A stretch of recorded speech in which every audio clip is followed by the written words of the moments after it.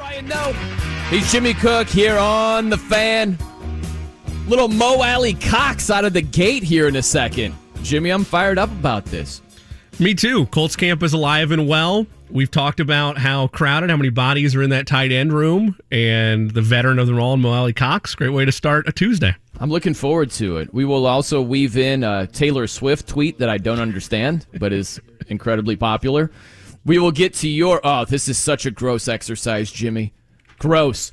7 new playoff teams this year and 7 playoff teams from last season that will not make it. That's on the way as well. But as promised, we're joined by Mo Alie-Cox, Colts tight end here on The Fan. Mo, good afternoon, man. You know, I'm thinking about this. Training camp. You got music blasting. If they came to you and said, Mo, we need a song. Give me one song choice for training camp today. What are you going with? I'm going to go with Future 7:12 p.m. Now, is this like high energy? You got to have some energy at training camp. Definitely high energy. I guarantee a majority of the team will know it. I love it. So how are you feeling? Are you heading into your 6th season? How are things going as you're ramping up toward the beginning of the year? 7th season. It's going good. Very excited. You know, there's new energy throughout the building. New coach, new staff, new offensive staff, new quarterback, a couple new pieces here and there. So, I mean, the energy's through the roof. And, we just put on pads on this week. So that brought a different level of excitement the last 2 days. And we're just trying to keep the momentum going. Mo, to kind of build off Brian's first question, who on the team is not getting the aux cord for training camp? Oh, any of the offensive linemen. We're going to hear country and rock the whole time. Maybe some heavy metal. Wait a minute. I'm a big heavy metal guy, Mo. You go thumbs down on metal at training camp? Man, I could maybe do 1 or 2 songs, but, sometimes we get in the weight room and they just have it going the whole time. It's like, I can't do it. Man, I hear you. Unfortunately, I hear you on that one. How about being an undrafted free agent, like you said, going back to 2017? Do you give the undrafted guys a little bit more love in camp, or certainly if they make the team? I mean, yeah, of course. I mean, the undrafted guys, you face a little steeper battle in making the team and making impressions and stuff like that. Your reps are kind of limited. So, when those guys make plays or do something, you just get even more excited for them and, try to pick their energy up because, you don't get as many reps as the other guys. So whenever you get your opportunity out there, you just try to tell them to make the best of it. And when they make exciting plays or things happen, you just want to show them some love. And you just try to give them free game because as a guy, I've been through that situation and been in their shoes, so I just know how it feels. Colts tight end Mo Alie-Cox with us here on the Fan Midday Show. Mo, Chris Ballard has said in the past that competition is a good thing, particularly for position groups. When you look at how crowded that tight end room is while also looking at where you want to be as a player entering your 7th season, how do you balance that competition while also the camaraderie that comes with a position room? At the end of the day, you just got to come in here and work and embrace the competition. I mean, we all know we're talented and we all know our strengths and our weaknesses. So we just try to build each other up along the way and just have fun. I mean, you don't want to come in and be miserable and you're competing with these guys because then your day is just not going to go well. So, I mean, when one of us makes a play, the whole group gets excited. A bunch of us, position group in camp, that's who you spend the majority of your time with is each other. So just try to build that camaraderie, eat together at lunch, dinner, and different things like that. And on the field, just build each other up because, we're in 12, 13 personnel sets. So a bunch of us are on the field at the same time also. And then go into the meeting room and correct each other on different things and what we see out there and just try to help all of us be the best that we can be.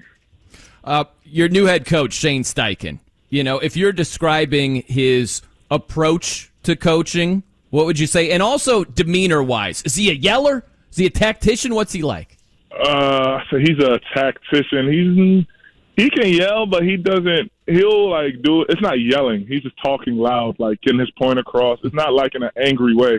I think this is his energy. He's very energetic and you could feel it when he talks in the meetings. He's fierce, I would say. So, when he talks, you listen, you could feel he's getting his point across and you understand what he's saying and it just resonates with you when he speaks. Mo, this will be the 8th different starting quarterback that the Colts have had in a season opener. As a player, that's pretty much the entirety of your career having to have a different person under center. while you're trying to make an impact and grow in the league. How has that difference of quarterbacks over the years impacted your growth, and how much are you looking forward to hopefully some continuity at that position moving forward? I mean, it's been kind of tough, but at the end of the day, we're all pros, so we get paid to go out there and play the game. I mean, it's just tough in the aspect because every quarterback wants it a different way. They like what they like, so as receivers, it's our job to adjust. So hopefully now with new coach, drafting a quarterback, we have Gardner here, whoever the starter is going to be, just get that continuity going and build the chemistry right now in camp and then translate it over to the season. I mean, that's the best you could ask for. He's Colts tight end Mo Alie-Cox with us here on The Fan. What has impressed you the most about Anthony Richardson so far? Oh, man, his arm strength, dude. And he could fit it in some tight windows also. But look at the wrist. That ball is out there, looks effortless. And then also his poise. Never see him get too high, never see him get too low. Just very even keel and mentally tough.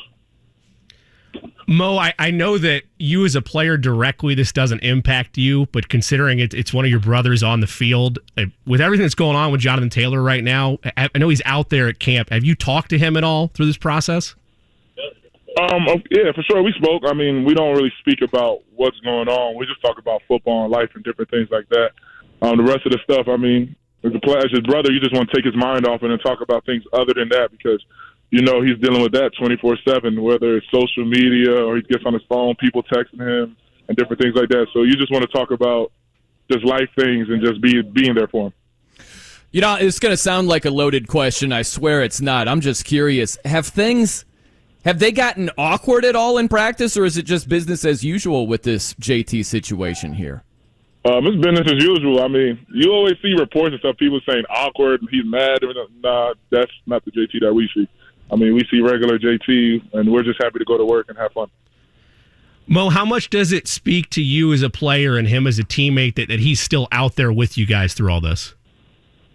Oh, definitely speaks a lot. I mean, you know, as a player, most people you see they go through this situation, they don't even show up. I mean, who's it? Josh Jacobs with the Raiders. I read somewhere he didn't even show up for camp and things like that. So, I mean, he's still here. He's still with us. I mean, I sit by him in meetings. He's in meetings paying attention at different things like that. So, I mean, he's here. I mean, and when he gets healthy, hopefully he's out there.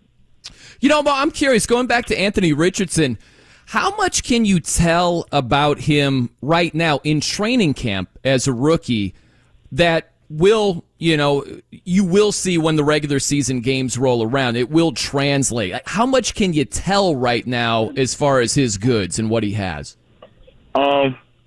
You could see it. I mean, like, say he makes a mistake on one thing, and then we go out there the next day in practice, you see, like, he sees it a little quicker, makes the read a little quicker, doesn't force it in the tight window, and it's okay to take a check down 5 yards. You see he's progressing in that aspect of the game, man.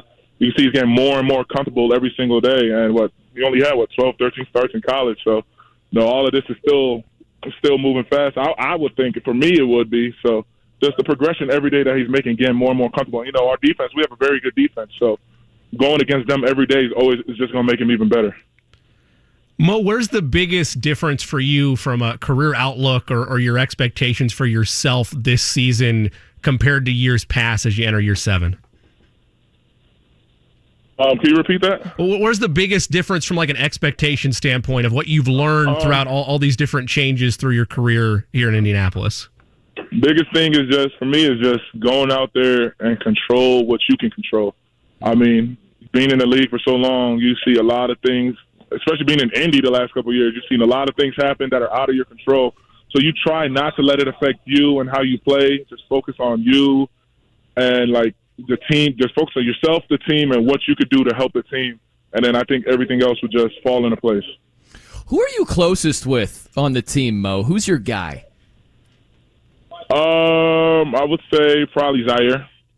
If not Zaire, probably you talk to Colin a lot also. Colin Granson. How about the year Zaire had last season? What, most tackles in a single season in Colts franchise history? That's crazy. Being his teammate, he came in, a year after me?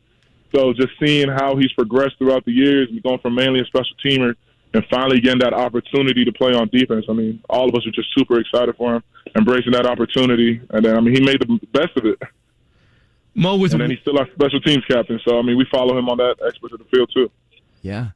Mo, with how the emphasis has changed in the countdown to the regular season with more of a heavy focus on joint practices versus preseason games and trying to mesh well in both those, what are the experiences like in joint practices knowing that they really are full-scale dress rehearsals in today's NFL?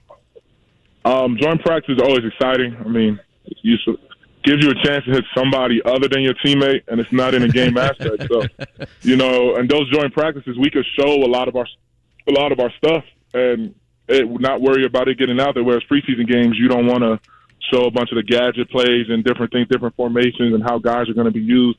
Preseason games, you run the simple stuff, but in joint practices, you could really get a feel of how you're going to use your offense and different things like that. Mo, I have to ask you, like you said, in training camp, you get sick and tired of seeing the same faces, right? Who has gotten under your skin the most in your 7 years where maybe you got into a fight or I'm sick of this freaking guy, I can't stand him anymore? Anything come to mind? Oh, man, a guy in the past was Kari, because Kari was such a good defender, like seeing him every day. I think a guy now will probably be Zaire, just because he does so much chirping on the field. It's all right, bro, shut up. But it's definitely exciting to compete with him, but it's always exciting to go against somebody else where you don't got to hear his mouth every day. Man, I hear you on that. You got something, Jim? Yeah, last thing. Yeah. Mo, when you look at how Shane Steichen has utilized and often emphasized tight ends in the past, what was the biggest thing about that maybe excites you or makes you look forward to this type of offense he's going to run here in Indy?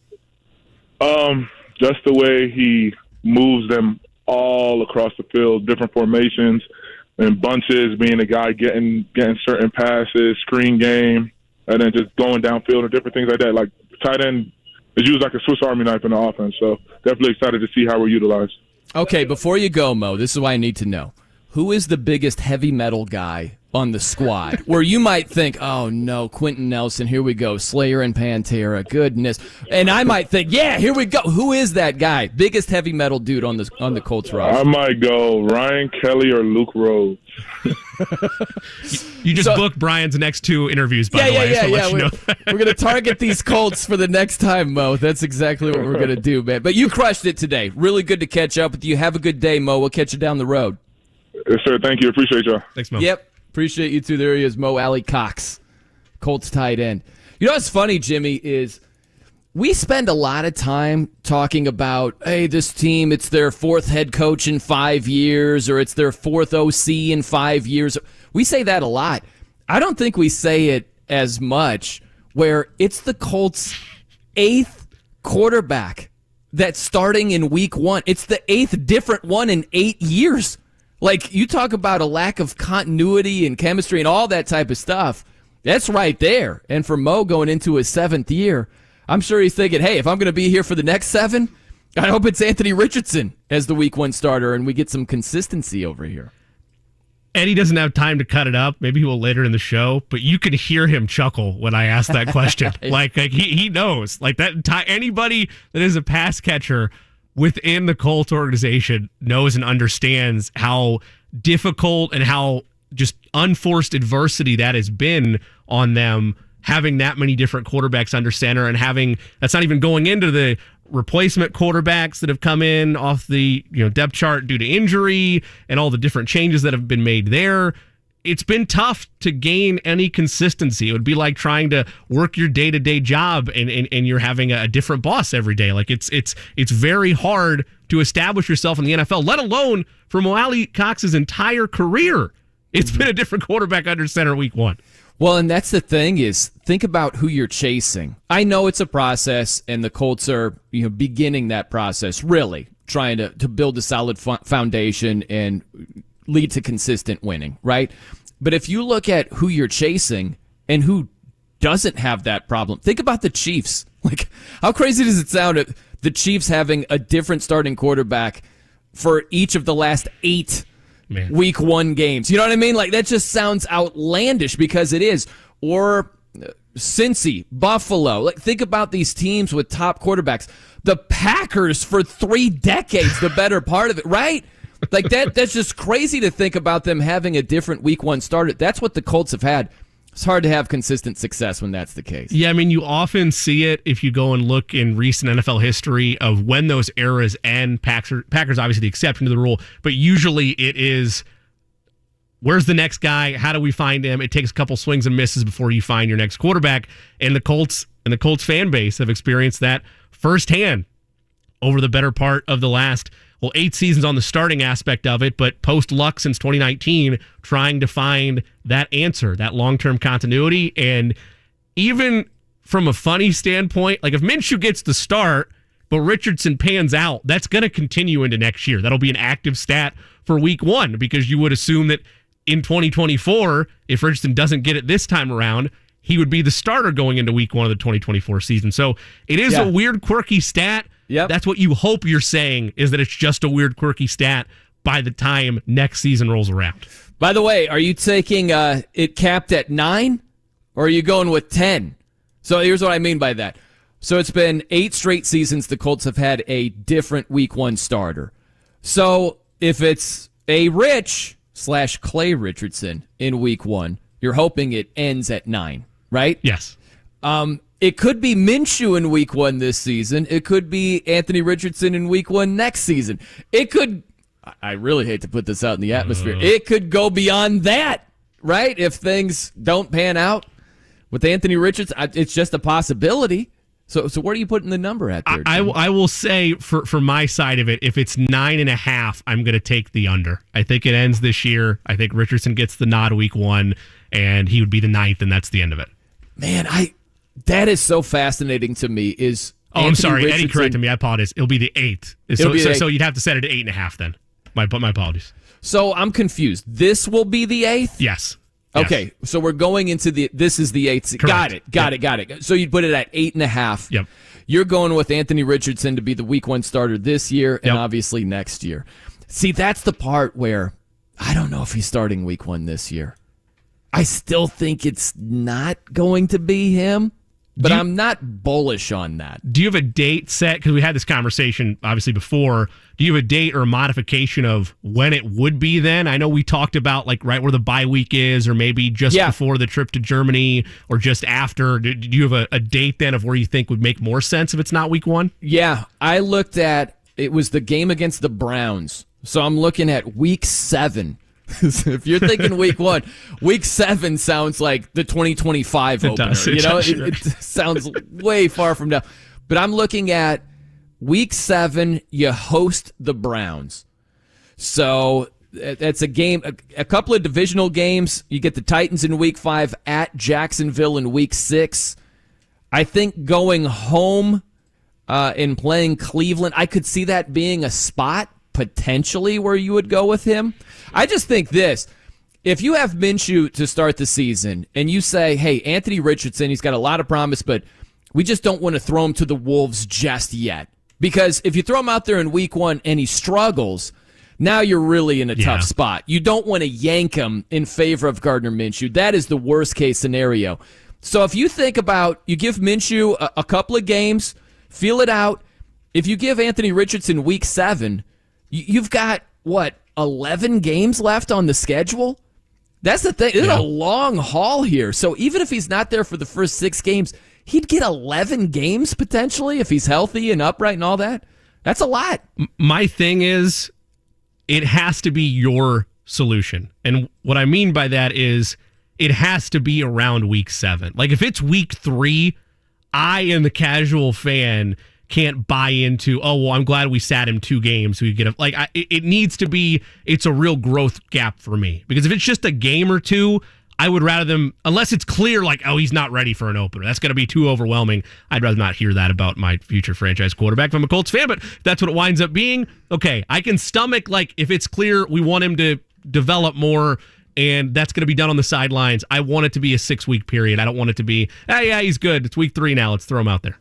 Yeah, it's weird, right, when we always debate this, Jimmy, because let's just say you don't start Anthony Richardson in week 1. Sure. And you're thinking, all right, he's got to learn a little bit more. He's not quite comfortable, reading these more advanced defenses. Let's give him a little bit more time.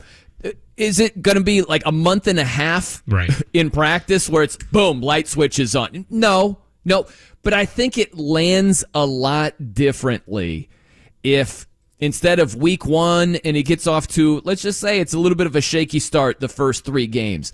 If it's weeks 7, 8, and 9, and who knows, the Colts record, let's say it's 2-4. Let's say they're 1-5. You know what I mean? If Richardson struggles and he starts in week 7, it just lands completely differently. And you're not even thinking about, hey, we got to yank this guy. I mean, good Lord. You know, if the handwriting is on the wall and it's going to be a losing season, you clearly just stick with Anthony Richardson. You're not even tempted to pull him. It would have to be the disaster of disasters to do that.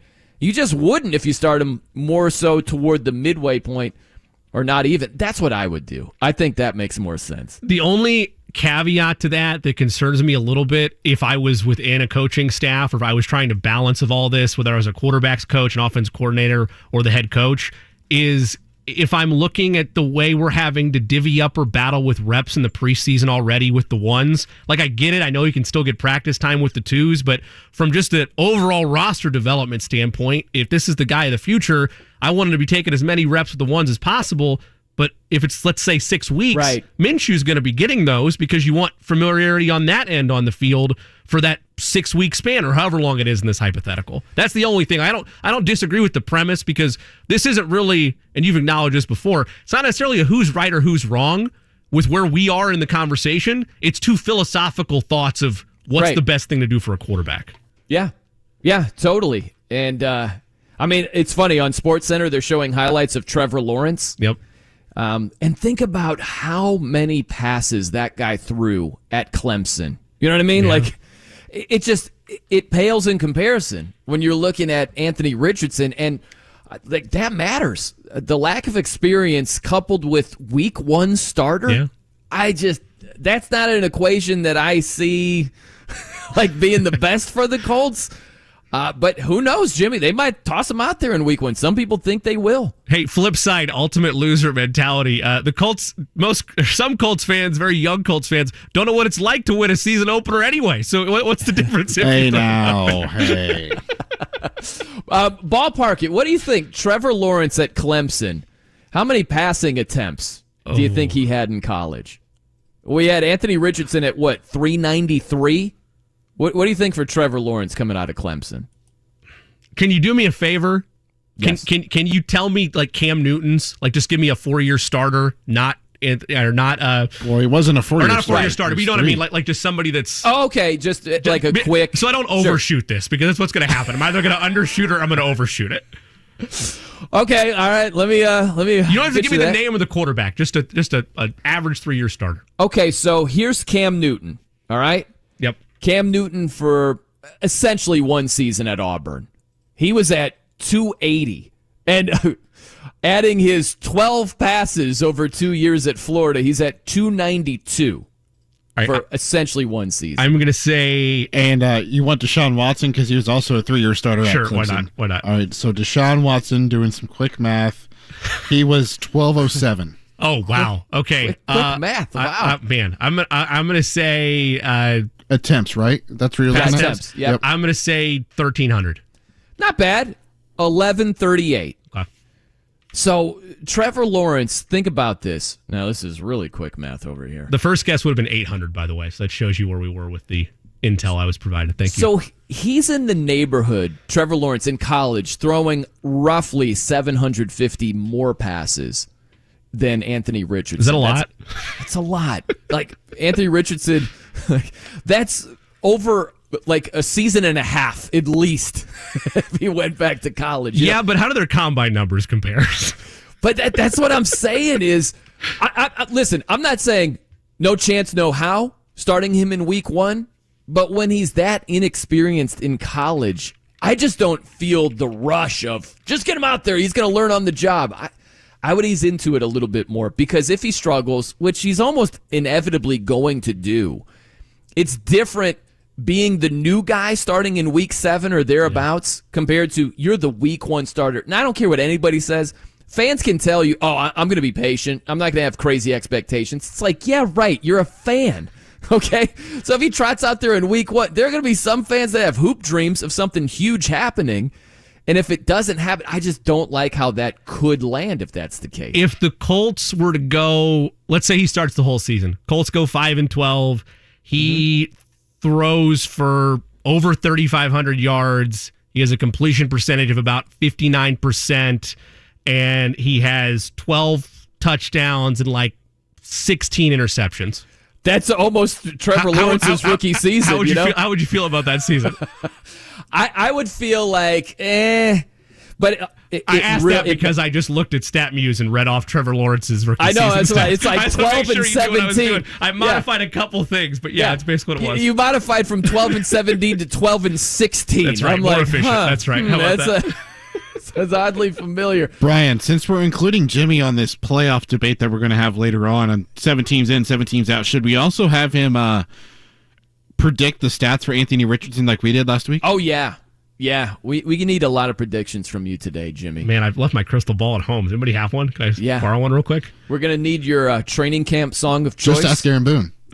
Mo Alie-Cox is going with Future, so you're going to have to think about that. I don't know what you're going to go with in camp. Think about it, Jimmy. It's got to be high energy. Got to go high energy for a camp song. It does. You're right.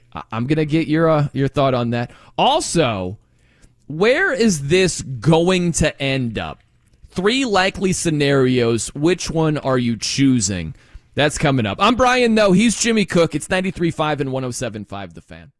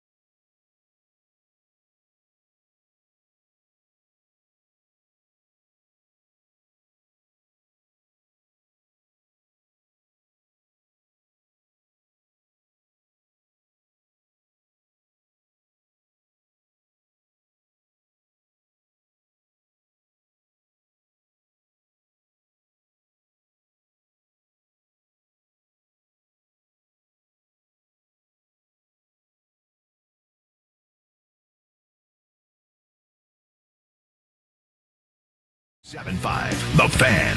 I'm Brian Noe. He's Jimmy Cook here on The Fan. Great selection by our guy, Eddie Garrison. Little Van Halen when they were cool with David Lee Roth before they grew up and got mature and boring. That's a conversation for a different day. Sammy Hagar. Do I digress on that? I don't know. I'll take the high road and not interject here. What a guy. What a guy, Eddie Garrison. By the way, Eddie, what are you going with? What's your training camp song? They come to you and they say, all right, we need some high energy over here. What are you going with? I said, what did I say? It was, what Drake song was it? Yeah, you did say that. It started from the bottom? Is that what you went with? Yeah. I think so. Maybe. Yeah, you did say that. That's right. So, Jimmy, you were gone last week. I was. Living it up. I was. Getting your bets in before you went to South Carolina because it's not a legal betting state. Getting close. For you. Getting close. Yeah, getting close. Inching closer. So, what would you go with? Training camp song of choice.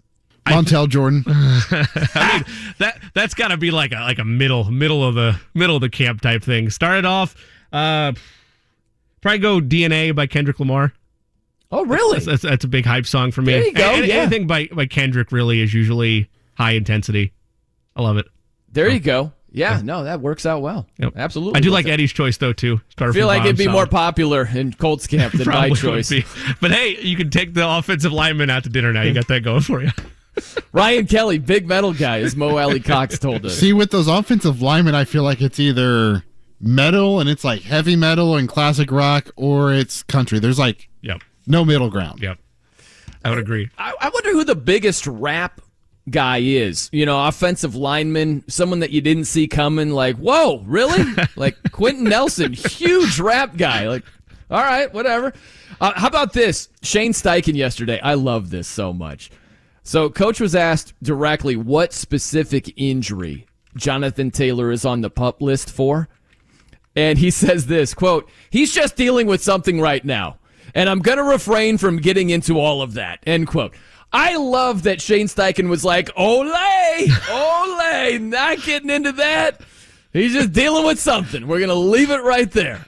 I don't blame him at all as far as that whole situation. No, I don't either. That's undue, because the follow-ups are going to be insane. That's undue stress to that. If you're too specific with it, then you're going to be sitting there in that press scrum, and instead of getting the questions that you probably wanted to have answered in the allotted time, you're having to deal with 1,000 follow-ups there. So I don't blame him at all either. So now we get to this. What's the most likely outcome with this Jonathan Taylor situation here? Okay, he's asked for a trade. Jim Irsay said no. He went to Dikembe. No. We're not trading him now. We're not trading him in October. Not doing it. So, which do you think is most likely the way this plays out? It's JT. He plays for the Colts this season, even though he wants that long-term extension. He plays for the Colts. Or he sits there and hopes to be traded before the season begins. Or he refuses to play. The Colts say, no, we're not trading you. And JT says, okay, fine. Well, I'm not playing. Which of the three do you think is most likely to happen? I think going off of history that he winds up playing starting week 1. I don't think we see him, like, in terms of like real reps. I don't know that we see him before that, but week 1 he's there. I think we're headed for Saquonville. I think it's a lot like Saquon Barkley of the Giants, where he didn't request a trade, but he was talking about potentially holding out. That's his leverage. And then the next thing you know, he's like, I'm going to be there, actually. Like, this was Saquon. This was on the Money Matters podcast. Yep. This is him talking about, hey, maybe I should use my leverage. This is my leverage. My leverage is I can say you to the Giants. I can say you to my teammates and be like, you want me to show you my worth? You want to show you how valuable I am to the team? I won't show up. I won't play it down. And that's a play I can use. Okay, he's right. That was a play he could use. Shortly after that, epiphany. Here it is. Me and my team felt like we were in good faith trying to get a deal done. The Giants felt like they were in a good faith trying to get a deal done. And that's life. Sometimes you're going to come to agreement. And I had to come to a decision. And like I said, I had an epiphany. I had a mindset of what I was going to do.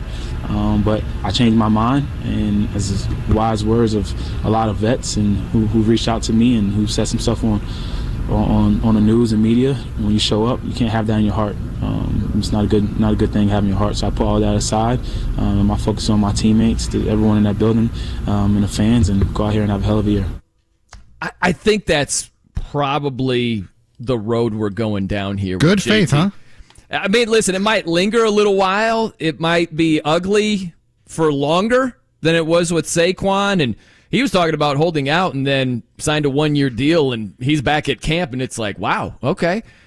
It might drag on a little bit more with JT, but I think that's most likely ultimately where it ends up. Am I the only one that thinks this whole thing is weird? Because Jonathan Taylor is not in that boat. Like, Saquon had a choice to sign or not sign a tag that would have led to an agreed deal for him this season. Like, I know we all know it in this room, but I feel like we're not emphasizing it enough. Jonathan Taylor still has a deal on a contract that he signed with the Colts as a rookie. Like, this isn't, he's trying to, and I get why he's trying to do it, because he feels like he's backed in a corner like all the other running backs are, and he wants to get ahead of it. But this is not, at least in my mind, the way to go about it. You're putting yourself a year ahead of where you actually are in contract talks. And I get why he's doing it, because it hasn't worked for anybody else when the tag is on the table. So I'm going to try to do it a year ahead of time. And I think it's just going to have the same result. And worst case scenario for him, if he doesn't get traded, but he tells himself, I'm going to play through it, I'm going to honor that deal, and then we'll worry about it next offseason. What is to indicate anything's going to change other than maybe they tag him? Right. I totally hear your point. It's not the same situation because Saquon, they placed the franchise tag on Saquon. And this, to your point, Jimmy, and it should be highlighted, this is the last year, this is the 4th year of JT's rookie contract. So it's not the situation where he's been franchise tagged. It would be the same situation as Saquon next year, potentially, right? If JT played this season, his last year of his rookie deal, and then they franchise tagged him, it would be the same as Saquon. It's a bit different. But there's this. There was a really interesting piece on The Athletic about Matt Forte, the former Bears running back. And going into he was a second-round pick, right, just like JT. So going into his 4th season, he had an option to sign a low-ball contract offer or to play out that final year of his rookie deal. And he chose to play out that final year of his rookie deal. He had a really strong season. He got hurt at the very end, but still a strong season. And then he cashed in better than not going forward in 2012 when he signed a bigger deal than he was offered in 2011. The difference is JT hasn't even been offered a low ball deal. Right. And it's been at least reported that they're not interested in contract negotiations, the Colts side of things, until the season's done. So it's not only there's been radio silence, but it's like, yeah, we're not want to let this play out. Yeah. So, well, and the other thing too is Matt Forte, you go back to 2012, Jimmy. He signed a 4-year, $30.4 million deal. In 2012, that's 11 years ago. You know what I mean? That was similar to Miles Sanders signed with the Panthers. He went from the Eagles to the Panthers. He signed a 4-year deal for about $25 million. Matt Forte, 11 years ago, he signed a 4-year deal for $5 million more. And you could sit here and say, well, Matt Forte did this and his numbers were here. Not light years different between Forte and Miles Sanders. And yet 11 years later, Miles Sanders is getting a deal that's worth $5 million less over the same amount of years. Man. It's crazy. I mean, you and I kind of discussed it off air. Like it's gotten to a point where like the conversation is, as you've mentioned, treating running backs like they don't matter at all. And that's too far the other way. But the only way in any walk of life, but in particular this one for running backs, that they're going to ever feel like they're more valued is with a money increase. And as we've highlighted, or a rookie scale modification or something to allow them to be set up to get more money either early on in their careers or more money than the weaponizing of the tag that has happened over the last 5-10 years or so. But the only way that's ever going to happen is the next CBA negotiations, and that's 2030. And we talked about it yesterday with Jeff Schwartz and Charles McDonald, and it's like, that's going to be kids that are like in high school right now, or like in the latter stages of like 7th and 8th grade before any real change, if it even works, the next CBA occurs. Yeah, and I know it. What's going to reverse the perception? You know, like what's going to get teams to look at the running back position and say, hey, we value that position in terms of workload, in terms of touches, you know, carries, catches, all that type of stuff. Josh Jacobs had 49% of the touches last season for the Raiders. Almost half. It was one guy. So you can't say they're not valued in terms of game planning and touches and workload and all of that. It's just at the negotiating table. But what's going to change the perspective for teams to say, no, we need to value them at the negotiating table as well? Within reason? I don't know that it exists. The only thing that could change it, and it's not going to because it'll never happen, but the only thing that could change is we hear all this, the running back Zoom that happened and the group chats that they're on. The only way they could really do anything is a collective strike at the position. And the reason it's not going to happen is because is Christian McCaffrey going to give up on $16 million he's making this year? Well, and I think Henry going to give up on 12.5? And I think it's the guys at the complete other end of the spectrum, right? It's the guys that, if this is a writer's strike in L.A., right, or in Hollywood, and you're like, we don't have any writers, that makes a big impact there. But it's the guys that are making league minimum. They're just trying to make a roster. And it's like, wait a minute, so I'm not going to show up? And just so like the top end guys can get the top end deals, I might not even fall into that box ever, into that category. So I don't think the low end guys would do it either. And if it's just the high end guys sitting out, chances are some of the lower end guys are going to give you some production. You know, not the same, but some. So I don't know if it would make that big of an impact when it's all said and done either. What about my fellow James Cook in Buffalo, who's going to make $1.4 million next year? Is he sitting out? Like, I mean, it's just, you go down the list of running backs at that lower tier, and there's some guys that are even further down than that. Are they really going to sit out collectively to do that? And if they don't, then you're at a point where, okay, it's veterans or unproven running backs that are playing a position that, in most NFL offenses, if you are in a certain state, whether it's stability at the quarterback or strong offensive line, you'll be able to make do unless your offense is solely based on the running back room. It has to be complete, and there's just no way that's going to be possible within the varying salaries and how large the running back population is in the NFL. Now, think about this, Jimmy. This is going back to Matt Forte. He made a comment. Now, this is specifically about Saquon Barkley, but it can be applied to Jonathan Taylor as well. Like you outlined the differences. Saquon, they placed the franchise tag on him. JT, final year of his rookie deal. It's not the same. Similar, but not the same thing. This is what Matt Forte said. And so, if you get the franchise tag and you go into the building, you can lift weights and you can practice with the team and stuff. And on game day, I just wouldn't play. And, you know, they can say what they want. The media, they might want to bash the player. But you have to use that as a business tactic because the team treats it as a business. You have to treat your body and your career as a business as well. And so that's the only leverage you have. Okay, let's play that out with JT. He does exactly what Matt Forte suggests right there. He lifts weights. He's with the team. Game day, I'm just not playing. You guys got to pay me. Maybe it would help. Maybe it wouldn't. The Colts could look at it and say, hey, we got Anthony Richardson. We need to surround him with as much talent as possible. Maybe that could force their hand.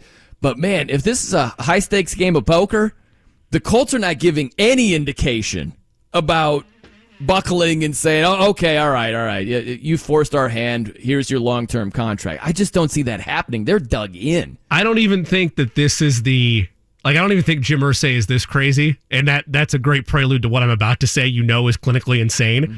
If Taylor's tried that, if he tried on the $4 million, because it's not, again, the money that Forte's talking about, we're talking about a difference of $6 or $7 million. This is still a $4 million rookie contract. It matters to Taylor's career earnings, but it's not as substantial in terms of what the tag is right now.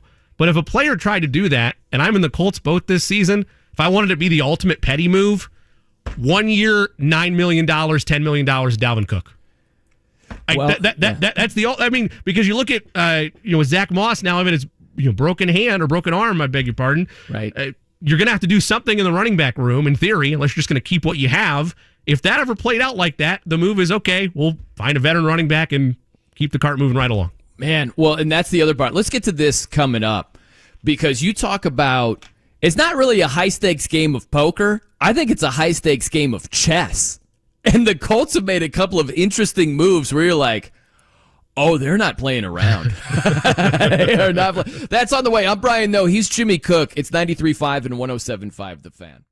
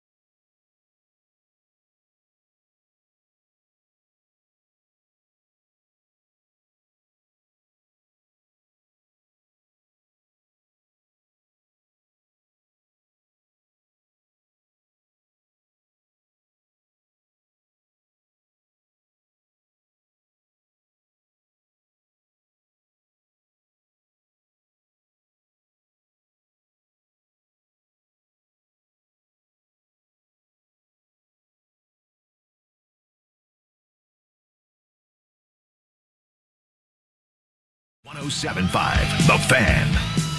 I'm Brian Noe. He's Jimmy Cook here on The Fan.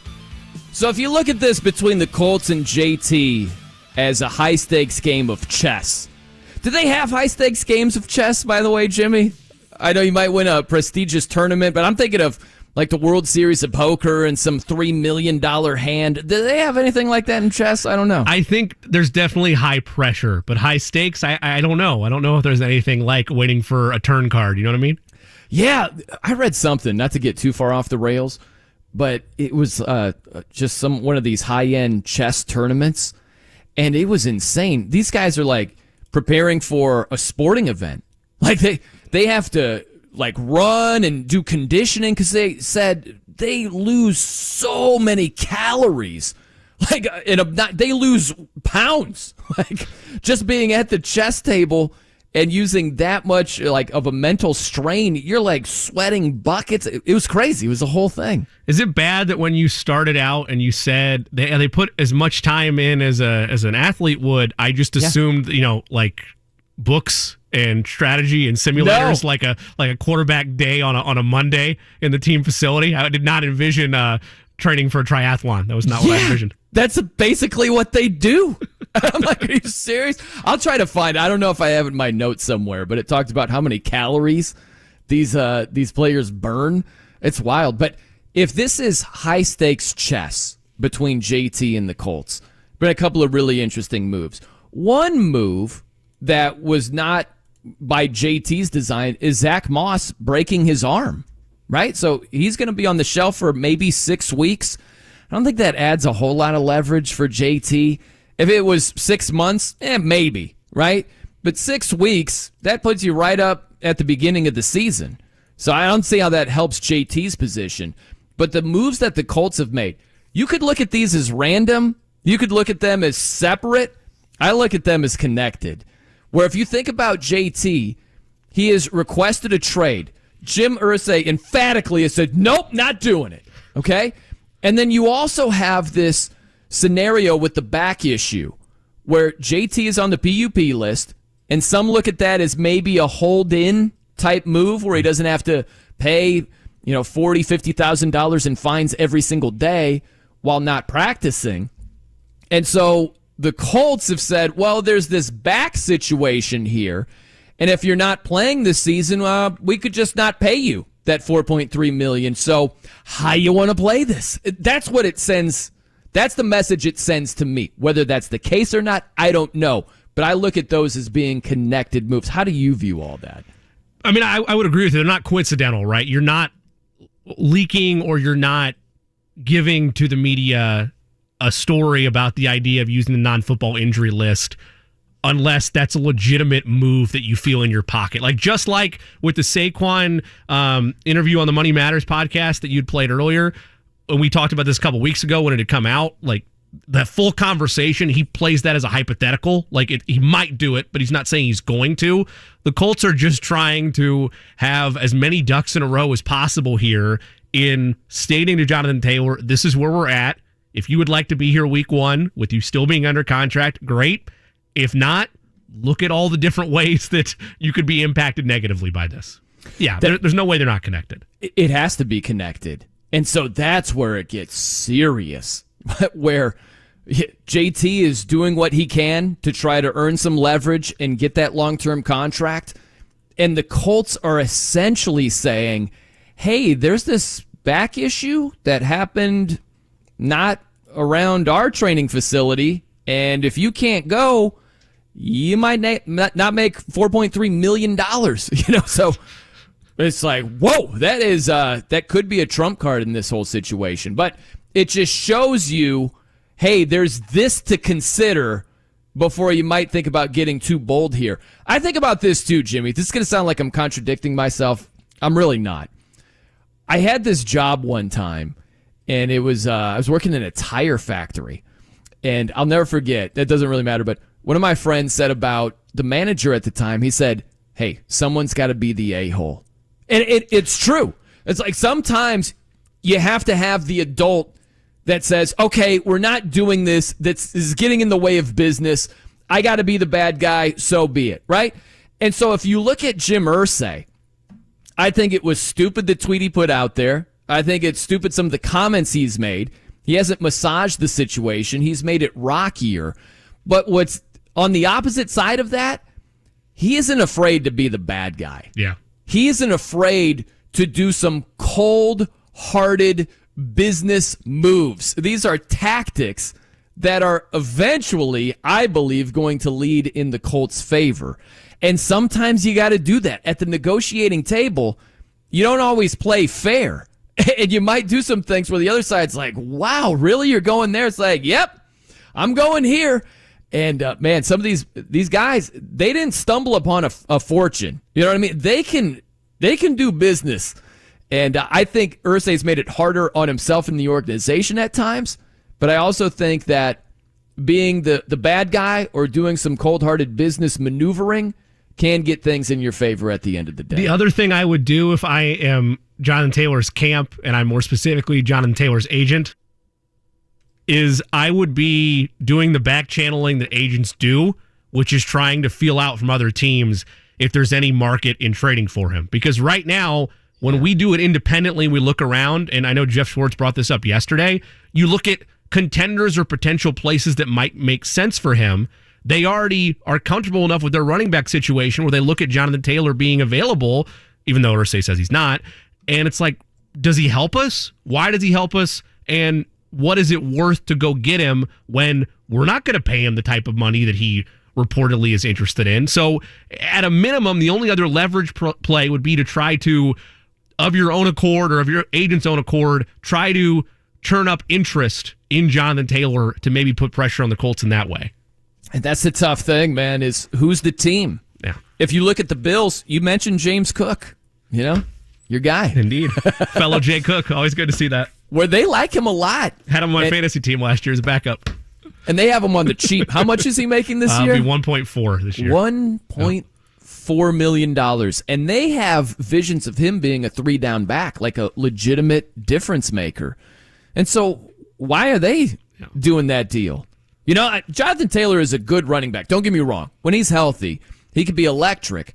But if you look at the Bills, is that the missing piece? Are they going to view it that way, where they have to trade for the guy and pay the guy on top of some of these other contract issues that they have to work out, extensions? Look at the Dolphins. The Dolphins have come up. Look at all these deals they got to give out soon. They've got it's a good problem to have, but you've got Jalen Waddle. You've got Jalen Phillips. You just traded for Jalen Ramsey. Like, you've got Tua. You've got Christian Wilkins. You got all these guys that need to get paid. So trading for JT and giving him a long-term deal, it's not going to happen there. If you really wanted to be sleazy and be like just very scum in terms of your owner operations, if you're a team like Miami and you can give up something you're comfortable to get him, this is terrible, right? I understand, but this is the business of the NFL. Be very vague in terms of what type of contract extension he's going to have. It's a 1-year rental as long as it's not giving up too much that would set yourself back. Like a team like Miami, they're building something special there, and you're right, they do have names they're going to have to start paying in the future. But if you could add Jonathan Taylor to the Dolphins this season, I would take that. With the type of offense Josh McDaniels wants to run out there, I would be all for that. The question is, what would be the risk reward of what you'd be giving up? Right. Because this is how I view Jonathan Taylor right now.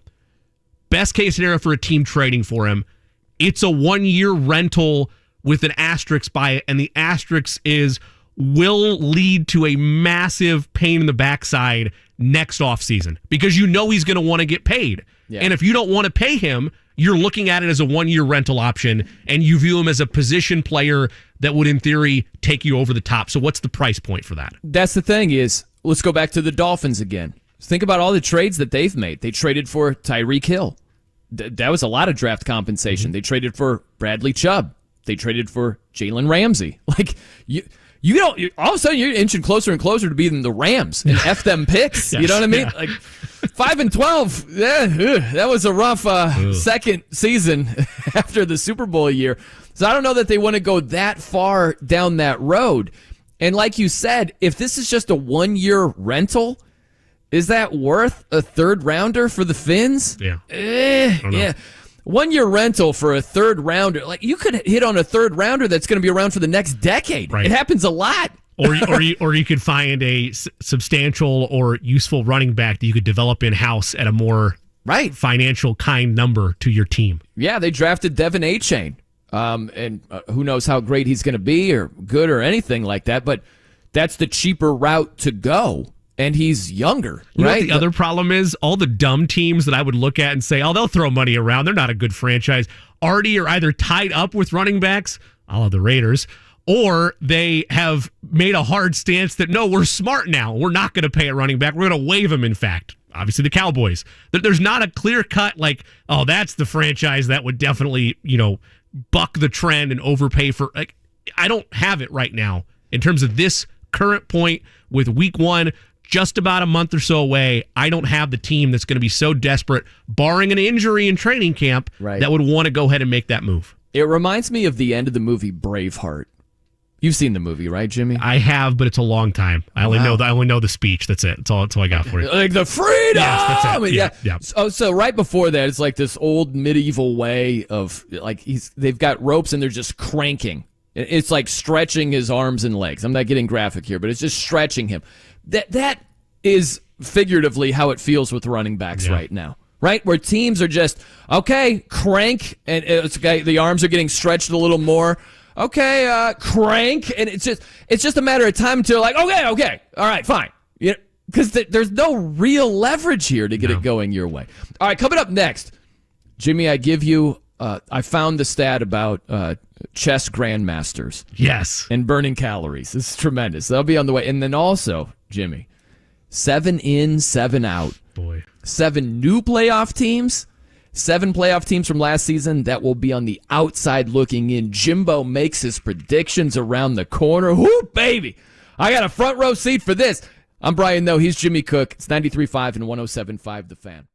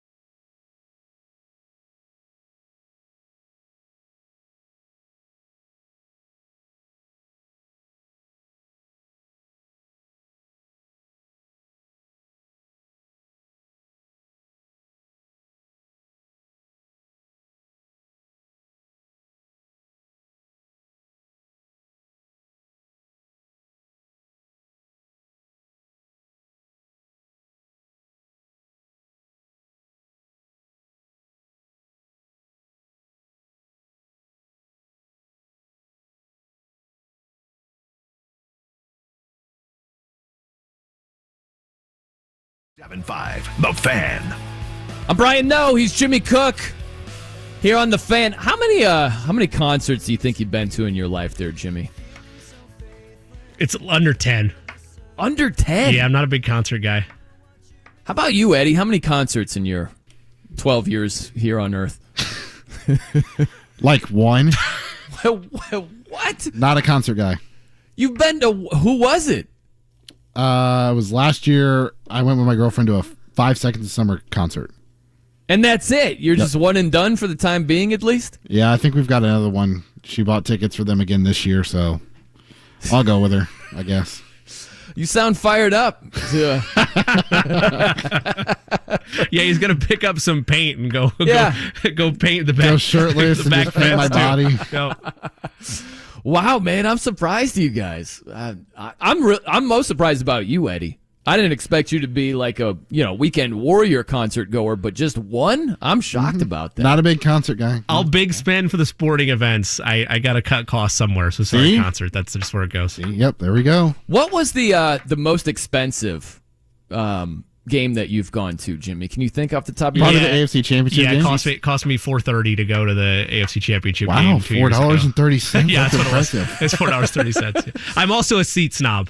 If I'm going to go to a game Really? like that, I particularly like if it's cold weather game like that, I don't want to be up in the nosebleed. So that was back end zone 17 rows back of one of the end zones at Arrowhead. But so, now, of course, that's your whole family and not just you. And yeah, it was. the Yeah, missus. everybody went. Yeah, Correct. Yeah. We had like 8, I didn't 9 want people people to that think went. you were rolling that high. Yeah. And the cabbage there for Yeah, you. to be and clear. Mrs. Cook. Yeah, That's not bad at all, though, Jimmy. Those seats. I went to the national championship game when it was in Indy. It was Bama and Georgia. So that was the first title game that Georgia won the last 2 years, right? It was the Bryce Young pick 6, which somehow nobody brings up because Jamison Williams was hurt. It's like, pick 6 to lose the game. Like, whatever. Your wide receiver is down. Who cares? But anyway, that was about, I want to say it was around like 600, and it was high up there. College games are insane. Like, I get it. Yeah. I know the Super Bowl is a whole different animal. I understand that. But you would be surprised at how efficiently you could find NFL playoff game tickets from a price standpoint, regardless of, within reason. We're not saying like front row at the 50-yard line, but comparable seats at each level for like a Alabama Auburn versus like a Giants and Vikings playoff game. Like, it's insane trying to get into big-time college football games. It is. And, man, I was there with the Georgia fans. It was great. I was in the Georgia section. It was really cool. And, man, Eddie, Jimmy and Eddie. Huh? See that little save right there? Good work. Nice job. Not great. Bobbled it, but you made the throw to first in time. Good work. We're going to go to the replay. I think his second foot was out of bounds. They were living and freaking dying with each play. Because think about it, it had been since 1980 or thereabouts since they last won a championship. This is the title game against Bama. You know what I mean? And oh my gosh, I was next to this one lady. She was having basically a nervous breakdown during the game.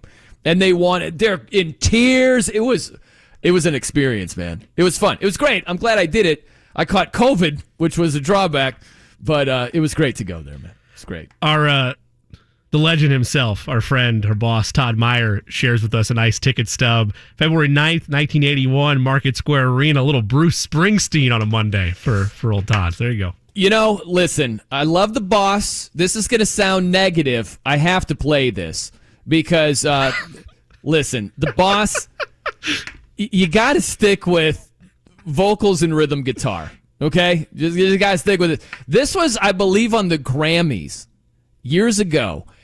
And they were doing this it was like a jam session.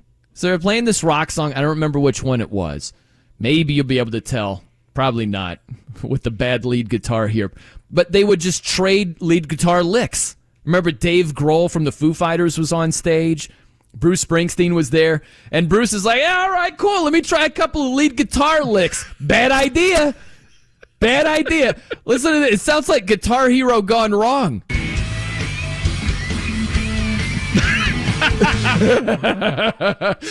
I was waiting for it. I was like, oh, this has got to be like, it's not that bad. And then I thank you for the Guitar Hero in my mind. It's exactly what it sounds like. Bing, boom, boom. Yeah, like you're just missing all the notes. Yeah, 100%. Yep. Here's a couple others. Check this one out. Here's Bruce again.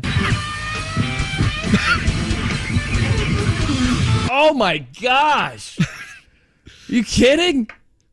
I'm just trying to help Todd Meyer go down memory lane, and you gotta. I mean, listen, I'm not talking trash about the boss. It's just you got to know your strengths and your weaknesses. That's all. That's all it is, right? He's not Jimi Hendrix. No. It's okay. He's not a lead guitarist. It's fine. Okay, so here is the chess stat before we get to your 7 new playoff teams. Take as long as you want, by the way, with this chess story. You go as long as you like. I get it, man. That's a rough exercise. So here, listen to this. Chess Grandmasters. The reason I bring this up is from the last hour. I was saying between Jonathan Taylor and the Colts, it's like a game of chess here. And the Colts are like, oh, PUP list? Holding out? There's this thing called NFI. I don't know if you've heard of it, but if you're not playing, we don't pay you. So there's that, right? Like that's a chess move. That's how I look at it all day long. So that's what brought this up. Chess grandmasters need incredible amounts of brain power and extreme physical endurance. I was like, wait, what? Extreme physical endurance? They're playing chess. To take on their rivals, major tournaments can run 6 hours a day, 10 to 12 days in a row. Players might burn up to 6,000 calories and lose 2 pounds per day during the grueling matches. Man. They're burning 2 pounds a day? 2 pounds a day, 6,000 calories. Think how much you have to eat just to break even. That's a lot of eating to reach 6,000 calories in a day. Man. Yeah. So they're physically training for this type of stuff. So you're telling me that instead of like all these other weight loss advertisements we see on TV, that all you need to do is take up chess? Like that's the play? That's it. It's a no keto. No. Just go play a chess tournament. That's it. Just go play a high-end chess tournament. You're good. You're going to have to call off work. Just say it's jury duty. Whatever. Make something up. And then you play this chess tournament. You're good. You're in bikini shape all of a sudden, you know? Man, that's it. Okay, I'll remember that for the next vacation then. Yeah. All right, Jimmy. Now we get to this. Oh, baby, the moment of truth. Enough procrastination. Yes. Lord. So recent history has shown us, since we've expanded the NFL playoffs here to 14 teams, we've had this each of the last 3 seasons, okay? 14 total teams. So it's happened the last couple of years where there are 7 new playoff teams and there are 7 teams that don't earn a second straight trip to the playoffs or trips in consecutive seasons, right? So what we're trying to do, we're pinpointing 7 new playoff teams, and we got to find 7 teams from last season that made it that will not make it to the playoffs this season. I don't know which is more gross because both are really, really difficult. I think it's worse to try to find the teams that made it that will not get back there again. I think that's harder. So let's ease you in here. Let's go with 7 new playoff teams, Jimmy. Who are you pinpointing here? Start with one of the 2 conferences, your choice. Just have at it. Okay, I'll start first with the AFC. Okay, let's go to the AFC. Your 7 new playoff teams beginning in the AFC. Not all in the AFC, by the way, but just collectively. Okay, so to clarify, it is a total of 7. I don't need 7 from each conference. No, I was going to say, because I did not. For the folks at home on the YouTube chat, I went legal pad here. That's right. I have a list because I needed something to go off of.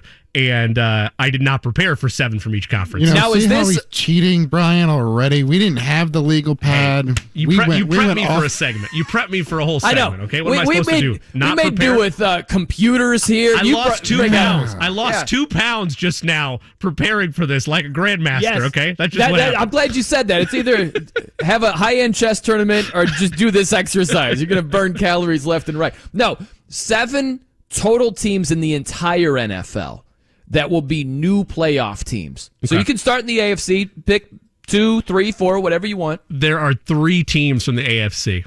Okay. It will be the New York Jets. Yep. the Cleveland Browns, Cleveland, and the Denver Broncos. Denver. Okay. All right. And the NFC, we need 4.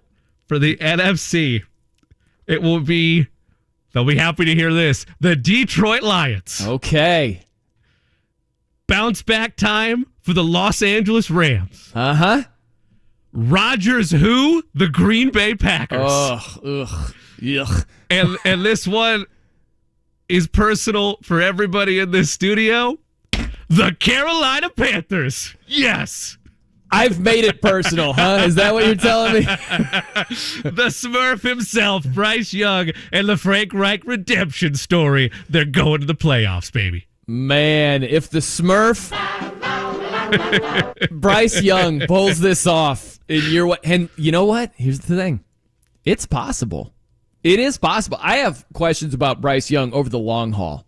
Can he be durable? Did you guys bump the Buccaneers, by the way? Because that's what I did there, right? So I bumped Tampa Bay. I needed somebody to win the South.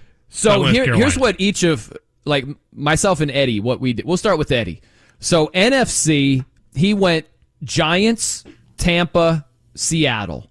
I'm sorry. Listen, those are. I haven't given who I've kicked. My bad. The new. Let me see. What do you do? The new. I gave you the wrong list. So the new playoff teams he went with. Sorry, I gave you the wrong thing. Eddie went with the newbies being Detroit, Atlanta, and New Orleans. Is what he went with.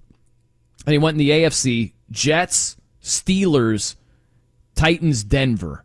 Is that right, Eddie? Does that sound right? Did you go Titans? Yep. That means he kicked out the Jaguars and the Chargers. Okay. At least for 2 of those, anyway. No. Right. No? Well, I did not kick out the Jags. You kick out Kansas City? No, I did not kick out the Jags. All right. Okay. I'll tell you mine real fast. Yeah, go ahead. The 7 new ones. This is going to sound like, well, after a while, we're just throwing teams out there. Jets, Cleveland. So I'm with you on that, Jimmy. I also went with Denver. I've got all three of your teams. I also added Tennessee. Okay. I just am not buying all this Jacksonville overhype. They're good. They got a great chance to win the division. I just think it's going to be a lot closer than people envision. I could see the Titans winning that. That wouldn't shock me at all. And then also in the NFC, Lions, Saints, Rams. So our lists are pretty similar here, Jimmy. Yep. Yeah, we had the Lions and the Rams, and then I just went Packers, Panthers. So I had 4 NFC teams, and you had 3, correct? Yep, okay. That's right. Okay, so now this is where it gets real. You're looking for 7 teams that made the playoffs last season that will not make it this season. Again, history shows us we lose about 50% of the playoff teams from last season. So if you're pinpointing who made it and who will not this season, who are you looking at? All right, I want to rip the Band-Aid off right away, and I'm going to start with the AFC. Okay. The Ravens. Be more. All right. The Chargers. Uh-huh. And the Finns. I'm sorry. I'm sorry. It wasn't an easy decision, but it had to be done. It's a business. You understand. I understand, man. We're talking about Jim Irsay all day. I get it. But hey, listen, if I die today and the Dolphins cease to exist, I mean, the NFL's going to go on. I mean, no one's going to miss them. Sorry. Yeah, it's fine. Life goes on. Yeah. Okay, about the NFC. Need 4 of them. 4 teams that will not repeat as playoff teams. I told you one already. The Tampa Bay Buccaneers. Uh-huh. The New York Football Giants. Uh-huh. The Seattle Seahawks. Okay. And America's team, the Dallas Cowboys. Man, you're going Dallas. Wild. How about them Cowboys? Wild. Now, here's the question. Which of these teams that you have not making it back to the playoffs do you feel the grossest about? The most uneasy about? This is going to shock a lot of people. The Chargers. And the reason is that I don't trust Denver. I don't trust the Raiders. And I think the Chargers are just good enough to get back into the playoffs. If you made me go by conference, it's the Chargers and the Cowboys in terms of like who I'm from each conference most disgusted with myself for having to give the boot to. Yeah. But Chargers went out for me. I don't mind your list. I can see it happening. But the main problem I have with it is there isn't something that's crazy enough on it. You know what I mean? Yeah, I agree. That's what happens in the NFL all the time. You almost have to have something on your list that you don't quite believe in that will happen. It's crazy. I go back to last season in the NFC. This has always been my example. We went into last season saying, well, it's not a great conference, but at least we know Green Bay, Tampa Bay, and the Rams are good. It's a crapshoot after that. And all three of those teams had losing records. The Rams, the defending Super Bowl champions, were 5-12. If you were to say, think about that. Could you say right now with a straight face, not only will the Chiefs miss the playoffs, they're going to be 5-12. People would laugh in your face. And I understand that Stafford is not Mahomes. I get that. But we didn't see the Rams going 5-12 on August 1st last year either. And it happened. The only one that I could have done, and I didn't do it because it felt gross to do, and it's the same reason of why would the Chiefs go 5-12? Well, something happened to Mahomes. That'd be the only reason I could think of that it would happen. If for some reason the calf thing with Burrow is bigger than what it's being reported and said to be, or it's re-aggravated, maybe they take a step back. But I didn't want to play the hypothetical injury game, so I left the top dogs from the AFC a year ago in the Chiefs and the Bengals and the Bills in my list. Now, here's the question, because, man, my 7 out, Jimmy, I hope you're sitting down. This might give you indigestion at the very least here. You're my 7 out. Wait till you hear the AFC one. Which was harder for you, by the way? For me, it was finding 7 to put back in. I don't have time. No. I don't have a problem cutting off heads. It was, okay, now who do I replace these people with? I'm the opposite. Yeah? Yeah, because some of these teams that made the playoffs, you obviously see their strengths. And I think it's harder to make the argument it's going to go south for some of those teams that made the playoffs. And it will. It's just hard to see it. And I think you set yourself up to look like an idiot more so that way. That's fair. Right? Than saying, hey, the Saints didn't make the playoffs. They're going to make it this year. Like, no one's going to call you crazy for saying that. But my teams that made it last year that I have not making it this year, it's just a gross list. There are 4 teams here that it's like, really? Buffalo, Bengals, wow, Jacksonville, Chargers. And then the NFC, I've got Giants, Tampa, and the Niners. I got them as a non-playoff team. I don't love it, I'll be honest with you guys, but crazy stuff's going to happen. Did you do that because McCaffrey and the rest of the running backs going to hold out and it's going to self-destruct the Niners from within? No? Okay, no. Make sure. I do believe this, though. I do believe there are some legitimate reasons it could happen, where if you look at Brock Purdy, is he starting week 1? Even if he is, are you sold on the guy? He had 5 regular season starts. And there are a bunch of people that are like, oh, this dude is the truth. It's like, really? He's going to be the guy for the next decade? He's Mr. Irrelevant, started 5 regular season games, had a decent performance against the Seahawks in the playoffs, and then got hurt. He got hurt against the Eagles. That's all we know. That's all we know about him. And yet somehow they're solidified at quarterback? Not at all.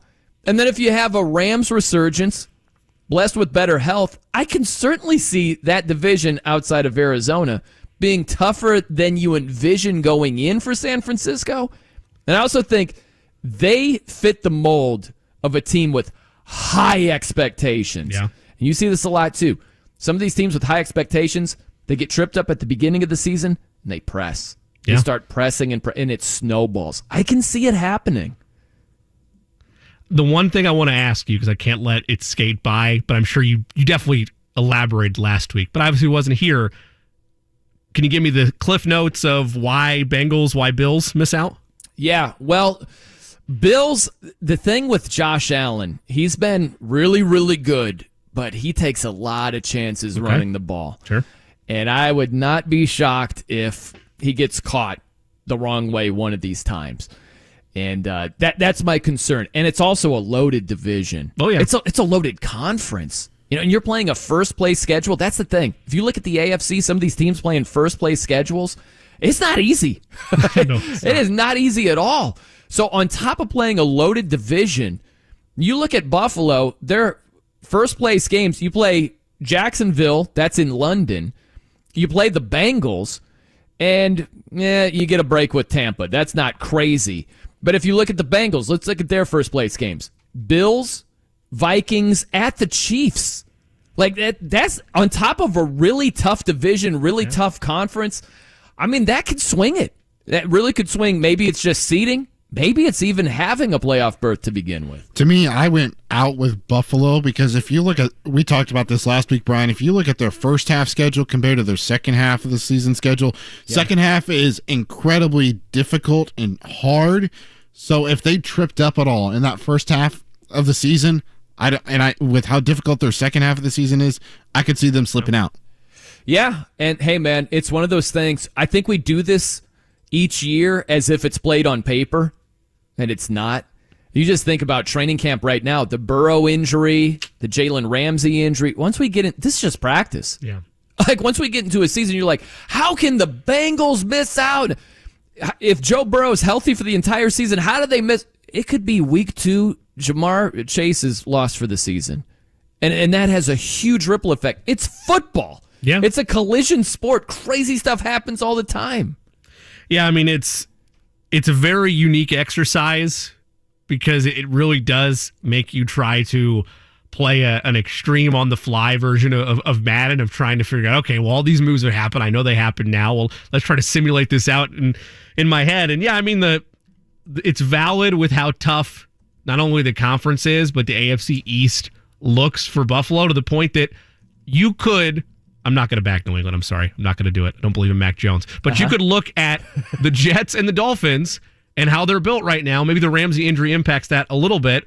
But you could look and say, no, they're a dark horse pick for me, or no, I feel confident they could win the division. And now all of a sudden, if that happens, if you're Buffalo, you're in a wild card race with teams like the Chargers, with teams like the Dolphins, if it was the Jets that won it out, within your own division. And Eddie's right, and you're right too. If you were to stumble in the early goings or an injury happens, that derails the whole thing. And because of the fact it's a high-end collision sport, that's a large part of why we see so much turnover postseason to postseason. Hey, man, you look at Jacksonville the last 2 seasons, coming off a 3-14 season.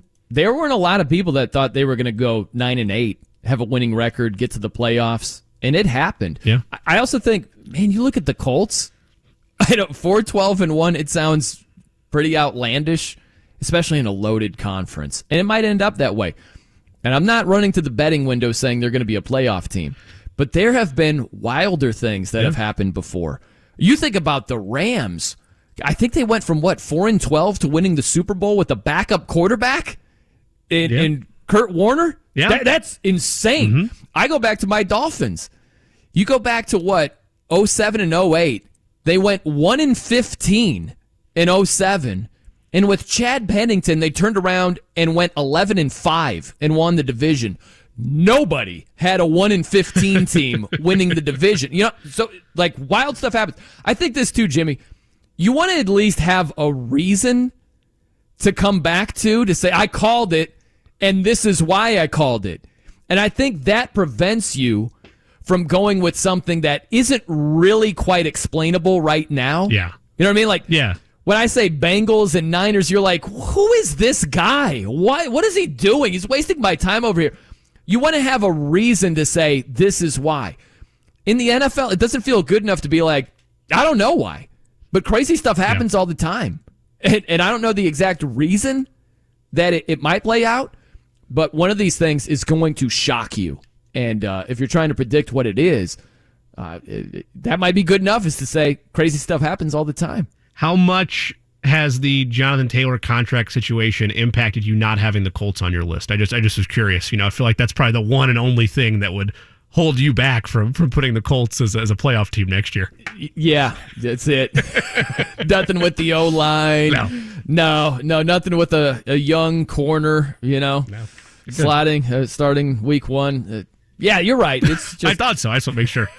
It's just JT. I mean, you got a lock solid, surefire week 1 starter in Anthony Richardson. I just figured you were ready to roll with them. I don't know. Maybe I misread that. It's my bad. Isn't it fun? Let's do this coming up next. Sometimes the takeaway goes too far from year to year. You know, it's almost like a knee-jerk reaction to the extreme. I'll tell you what that's all about. The Colts, it applies to them as well. I'm Brian Noe. He's Jimmy Cook. It's 93.5 and 107.5 The Fan.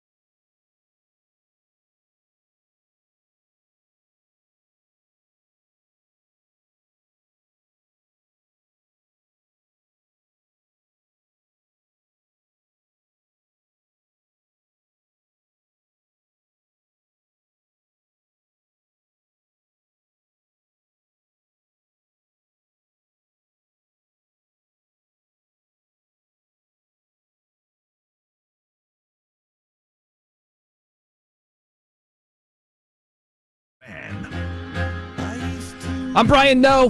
He's Jimmy Cook here on The Fan.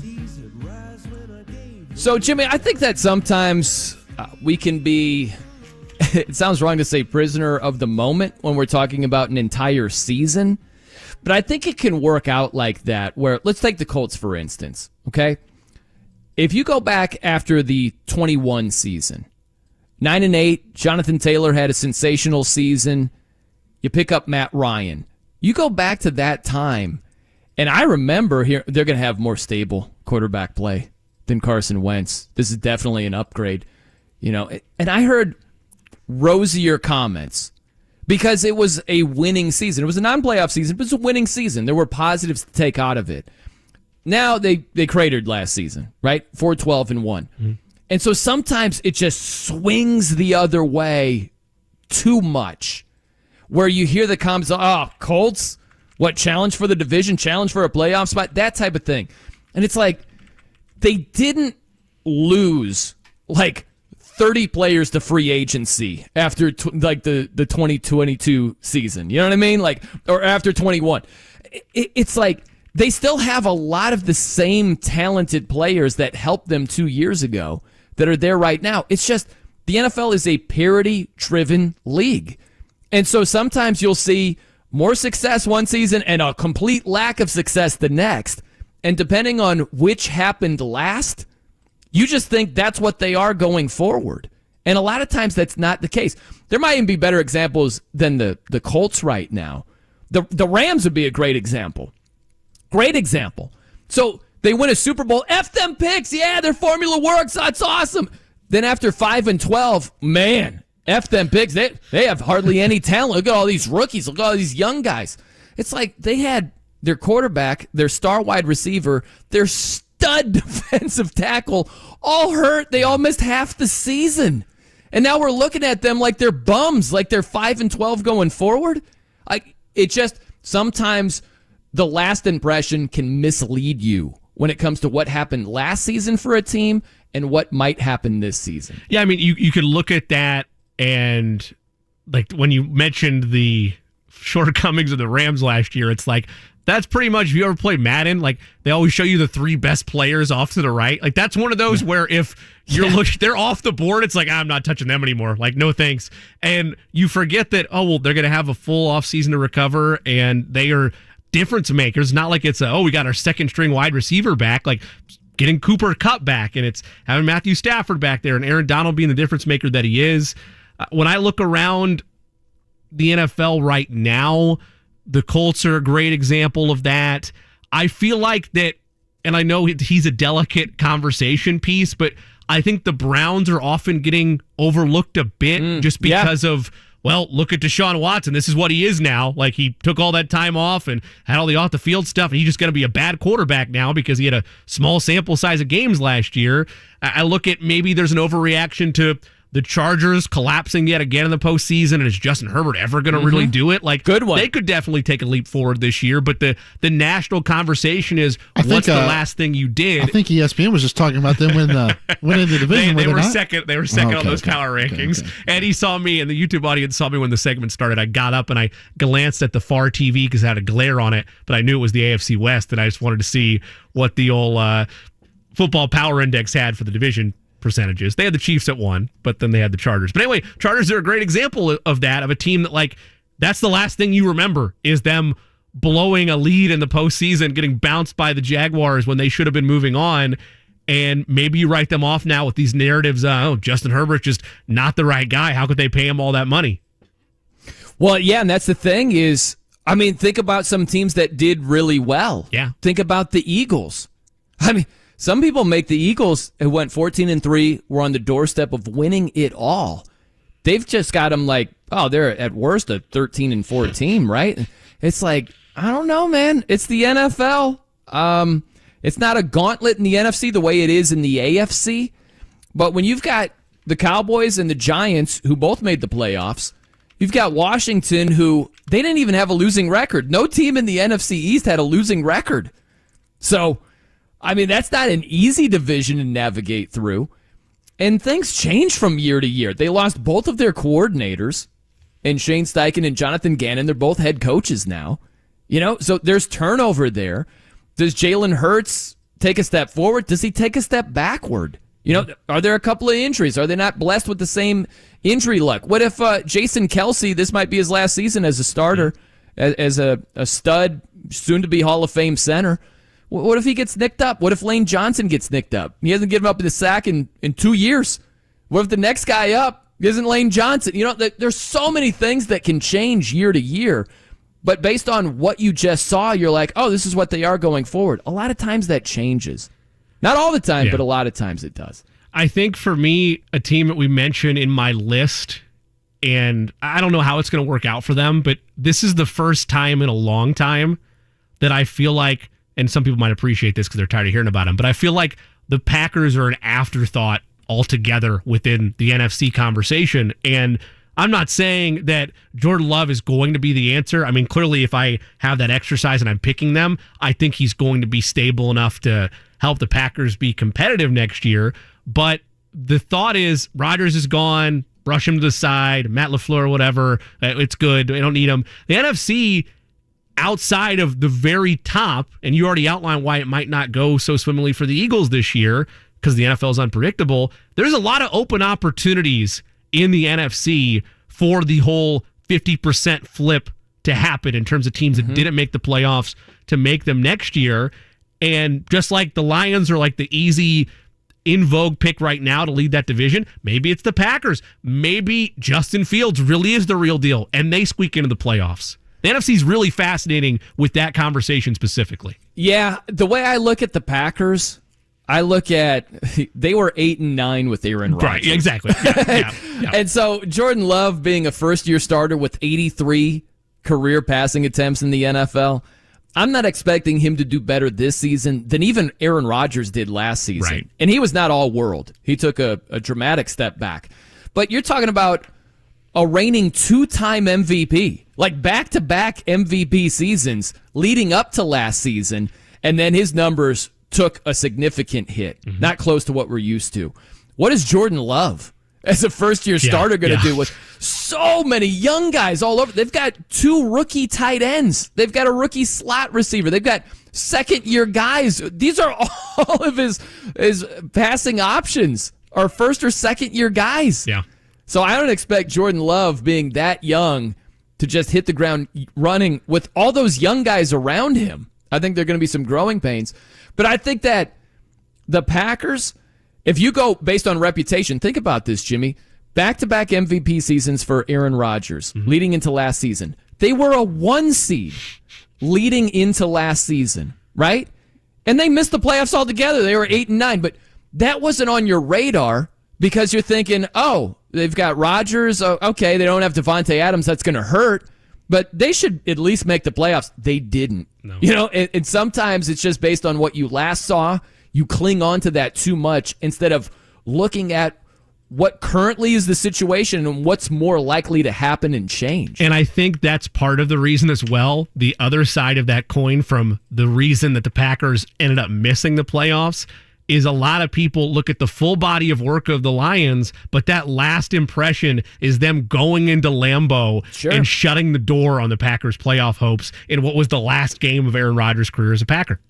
Yeah. And by the way, while I'm looking at Pro Football Reference, off to the left, play immaculate grid. We were talking about this off air right before the show began. And this is what, Jimmy, this is a big baseball thing, but it's trickled its way into football here? Yep. It has. There's other avenues for it. I think there's a ton of copycats too, but yes, it has gone into the NFL realm as well as the NBA too. I've never played this before. How would you explain it? It's like a little grid. You've got 9 guesses. It looks like a tic-tac-toe board is basically what it looks like. Yes, it does. So you have 2 columns, one on top and one to the left. And for example, one on Pro Football Reference is to the left, it's Broncos, Eagles, Bears. Yep. And up top it is Panthers, Browns, and 1,000-yard rushing season. So you'd have to do a player for the Panthers and the Broncos, a player for the Browns and the Broncos, and 1,000-yard rusher for the Broncos. Eagles, Panthers, Eagles, Browns, Eagles, 1,000-yard rusher, Bears, Panthers, Bears, Browns, Bears, 1,000-yard rusher. Holy cow. So that's pretty easy in terms of You just need a 1,000-yard rushing season from the Browns, the Eagles, and the Bears. Is that correct? On that far end column, yes, that's correct. Okay. Yep. And so this is obviously like a number of different players for each of those franchises. You could just go with any of them? Yes, as long as they, I believe, Eddie, correct me if I'm wrong on this, they have to have done it, though, while they were there with Chicago. Right, it can't be like they did it in Philadelphia, but they played for Chicago at a later date. It means they did it during their tenure with that team, correct? It's a good question. Because I think it has to be done with that team. Yeah, I would imagine so. So, like, for the Bears, you just put Walter Payton. Yep. And that works. And another side game that people do as well. I'm not good enough at any of these to be able to do it, but a lot of people play for rarity score too. Okay. Like a side game. It's not actually counted, but like, for instance, Walter Payton, Bears, 1,000-yard rusher, 31% of players have guessed that. Some people might try to pull one out that's like a 5%er or a 2%er or a 1%er type deal. Well, that's good to know. Yep. Yeah, I don't want to be looked down upon with the immaculate grid community. Like, oh, this guy goes with Walter Payton, 31%. What a jackass he is. Okay, I get it. I understand. Okay, very nice. Well, maybe I encourage you guys to play that. What I love about Pro Football Reference also, when they show you, what is it, like 12 players, the headshots of about 12 players on the left hand, like the top left-hand column, it's amazing how many times I look at that and I'm like, I have no idea who any of these people are. And I love football. I am an NFL junkie. And it's amazing how many players, and you can like hover over the picture and it'll tell you the name. And I'm like, oh yeah, the middle linebacker from the Broncos. You know what I mean? Right. It's like, but you don't really recognize them without a helmet on sometimes. I always think that, like, can we really not tell who they are with a helmet on? Do that. The Pro Football Reference screenshot game. There are a lot of times you won't be able to tell. Do you think it would make players feel better if it was just their like headshot, but they had the helmet on instead? It's like, oh, yeah, of course, now I know that guy. Yeah, there it is. I think they'd feel worse. Yeah, it's that's funny right there. Like they're courtside at a basketball game. They're like, "Who's that?" And they just, hey, here, let me put my helmet on. Oh, it's Quentin Nelson. I know who that is. Okay, we got a lot to do. I'm doing crack research on running back numbers here, Jimmy. I got a tweet yesterday, and I'm not saying I turned red. I at least turned orange, because I completely disagree with it. So a little bit of crack research on the way. I'm Brian Noe. He's Jimmy Cook. It's 93.5 and 107.5 The Fan. Listen to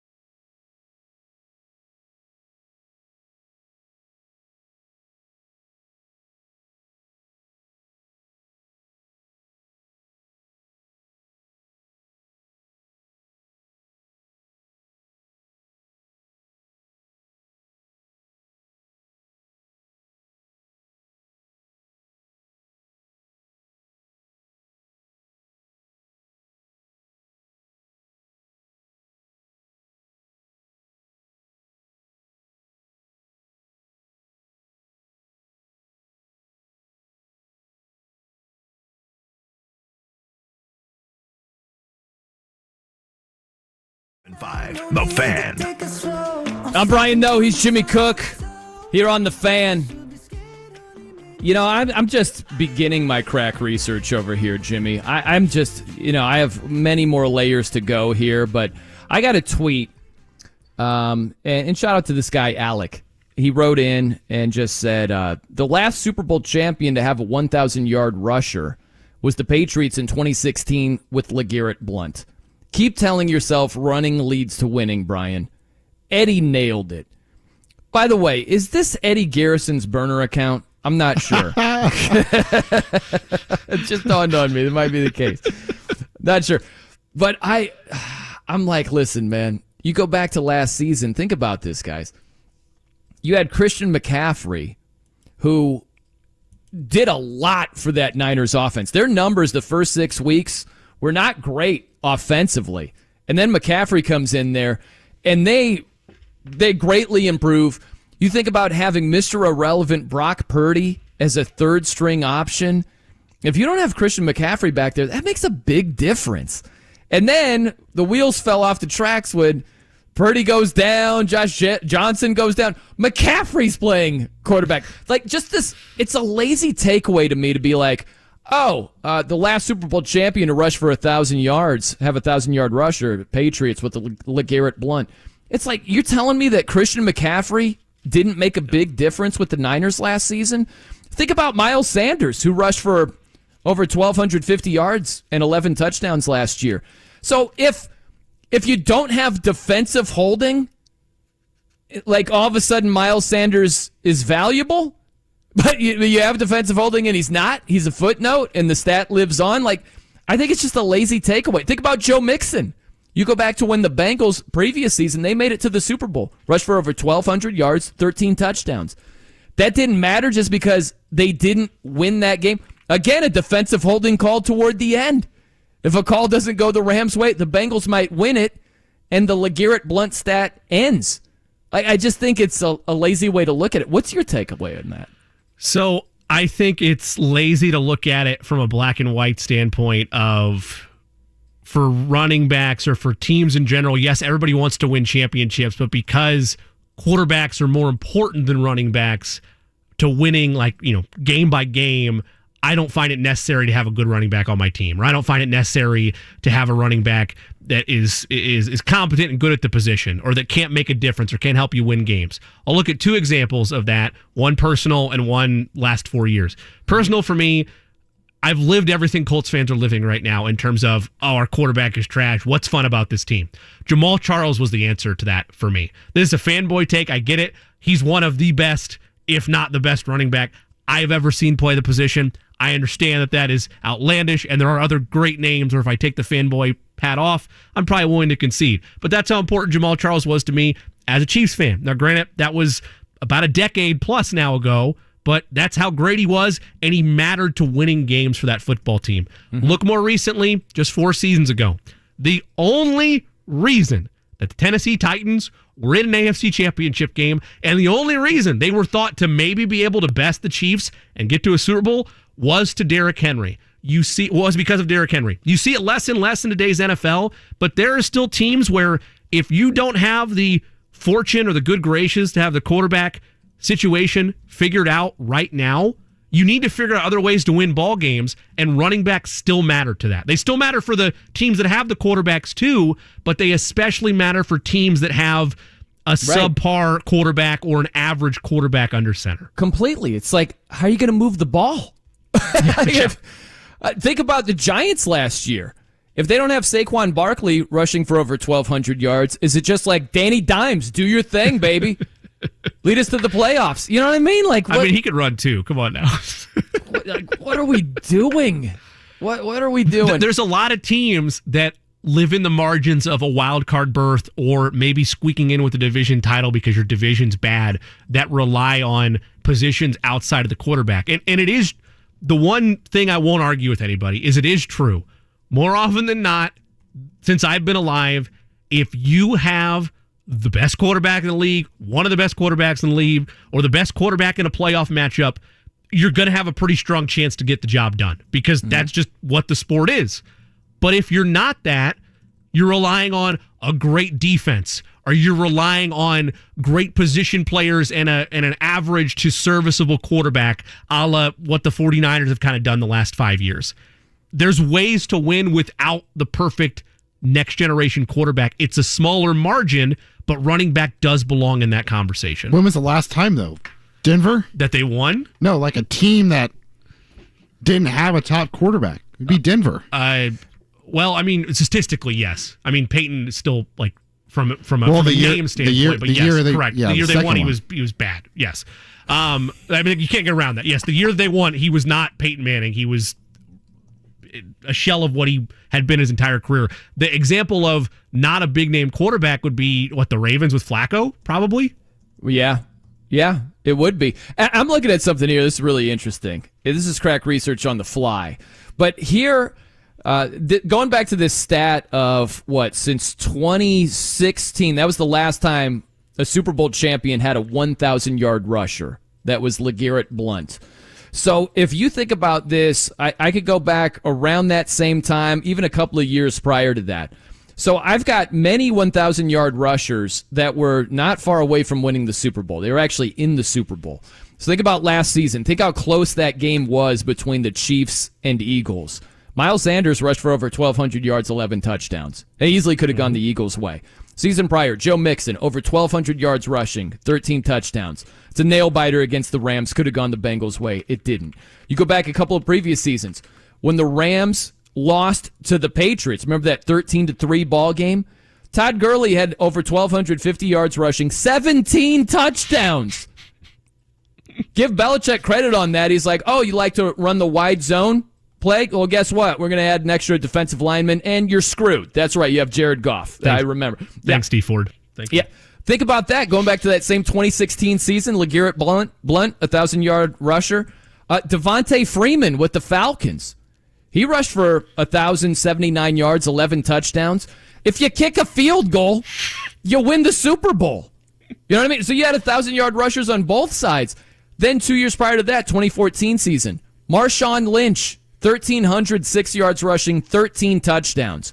Why on earth they didn't give it to beast mode at the one and threw the ball is beyond me. And I think it was it first down that Russ, I don't know how Russ doesn't get. They were feeling crushed dangerous. That's what happened. What are you going to do? So, Brian, yesterday. But if they run the ball in beast mode, he could have been the hero of that game. But because they didn't, that's somehow an indictment on the running back position as a whole. It's just a lazy stat to make a bad argument about. So yesterday I said that running backs really don't impact winning, and you just made my point right there by listing all of those running backs with over 1,000 yards rushing, and what's it equal? 0 Super Bowl wins. Again, you're that's just such a hater comment right there, because all of these games, all of them.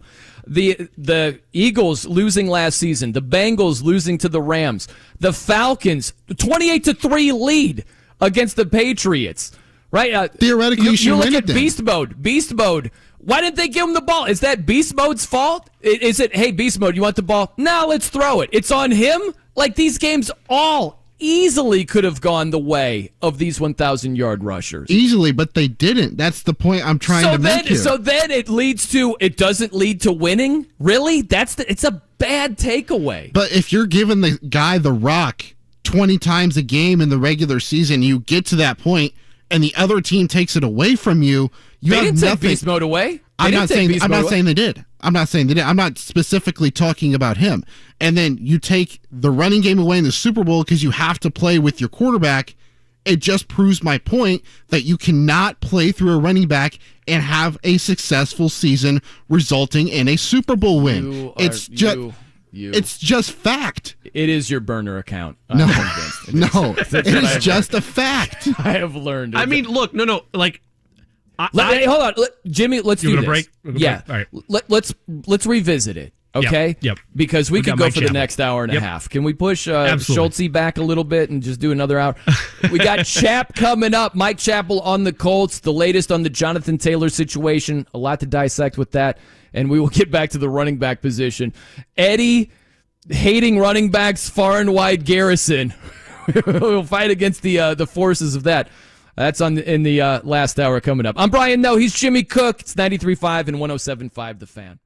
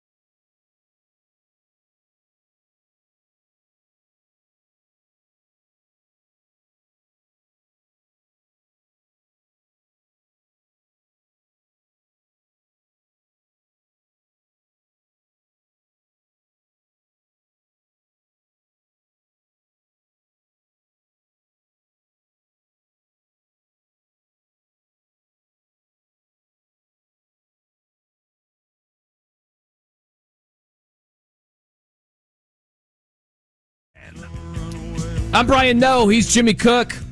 Here on The Fan, want to welcome in Mike Chappell, talking some Colts. Before we talk some Colts, Chap, where are you on the boss? You a Springsteen guy over there? Yeah, I went to the concert way back when. I'm guessing it was still a Hoosier Dome when he was here, and that's been forever ago. I'm not a stop what I'm doing and listen to everything, but I can take it in small doses, sure. Didn't happen to be 1981, did it, Chep? Well, I thought it was later than that. But, I asked because Todd Meyer had sent us a ticket stub today, and it was from 1981 at Market Square Arena. So that's why I asked. It could have been. Again, that's previous life of mine, so things get foggy. But by the way, what is highest on your musical list there, Chap? What's the musician or the band that you're most fond of? The Beatles. I'm a Beatles. When the Colts went to London. The only thing that mattered is the wife and I went to Abbey Road, and I got my picture taken, walking across the crosswalk like every other idiot does. So, yeah, I'm a Beatles guy, and then Bob Seger and Mellencamp and Bryan Adams and Billy Joel. That's kind of my wheelhouse. Yeah, very cool, man. I learned something about you. Anything going on with the Colts that's making major headlines? I don't know. Maybe something about a running back over there that I don't know about, Chap? Yeah, it's amazing that with all the anticipated attention to be on the fourth overall pick in the draft, it's Jonathan Taylor. The situation kind of sucks the air out of everything else. So. And I don't see it changing anytime soon. Maybe it will, but I don't know. So until the Taylor thing is resolved, they go about their business because they have to. But you're just waiting for something because I've always considered him their best player. Maybe DeForest Buckner would argue, but when you've got at least your best offensive player standing there in a hoodie and just watching, it just grabs your attention because how can it not? Chap, I know that as radio hosts, as reporters, as members of the media, we don't want to be a part of the story. We want to report on the story. But yesterday throughout the show, many a time I spoke about how there's nobody in this market that I trust more than you, especially when it comes to the Colts. When you're reporting on this as it goes, and you had your story on Fox59.com a couple days ago about them potentially putting Jonathan Taylor on the non-football injury list, and I know you had subsequently seen his tweet later, did you feel like he was coming after you? Oh, I guess Stephen Holder and I both reported essentially the same thing. So I guess, but see, that's one of those. Whenever I'm looking on social media or whatever, Twitter, I'll call it Twitter until they until it goes away. Yeah. But I always consider the source, whether it's Rappaport or Schefter or Field Yates, guys that I truly trust. There's a bunch of guys out there that just throw muck on the wall and see and to see if it sticks. And I keep that in mind. So when I use my sources, I trust my sources. or else I wouldn't use a story citing them. So whether it's a player, whether it's a coach, whether it's someone in the front office, whether it's a GM with another team, I was texting with a GM from another team the other night that I'm a good I'm close with. So I always consider the source. So JT can do what he wants. I tell you, he can clear a lot of things up by talking. Mm-hmm. Right now we're getting secondhand. We're getting the team's point of view on things, and his agent, which is serving, in my mind, is serving nobody. Of course, it's serving nobody good when the owner and the agent are doing things public. It's great for us, copy, and it stirs interest and all that, but it is not helping the situation when the team and the agent is getting into this, schoolyard spat. It's not. Yeah. But back to the thing. If I use something and I source it, for whatever reason the person doesn't want his name, I trust my source, and that's why, again, I trust guys nationally and guys locally. I shouldn't just say that, guys locally that I trust. But there's so many people out there that throw stuff out there, and it's BS, because normally we know locally kind of what's going on in the background and the backstories, and then you see somebody report something. Well, my friend says this, and you just know it's complete BS. But too often, it's repeated as if it's been reported that. Well, yeah, but look who reported it. So it's a bad situation. Social media now is really good and really bad because it's bad because there's no accountability. Man, Chap, I so want you to name names right now. Like, who thinks that their job the most? I know you're not going to go there, but I'm so curious about that. Mike Chappell joining us here on The Fan. How about Jim Irsay, the way he's handled this JT situation? What's your view on it? Has it helped or hurt this whole dynamic? It's hurt. It's hurt. I think he really wants to get out and defend the team, defend his stance. And he makes good points. He does. But there's a reason that whenever we talk to Chris Ballard, Chris says, you all know me, I'm not going to talk contracts. And it frustrates us, but that's the better way to go. Bill Polian seldom talked contracts, and we got things then from agents who were more easier to work with at the time. Now it's really difficult to deal with most agents. But, it doesn't help. It doesn't help to go public with anything, and that's why I say we need to have JT walk over to the media area one day and just talk, and then we're not trying to read body language, which is crazy. People are he's standing back there, he's moping, he's got a bad attitude.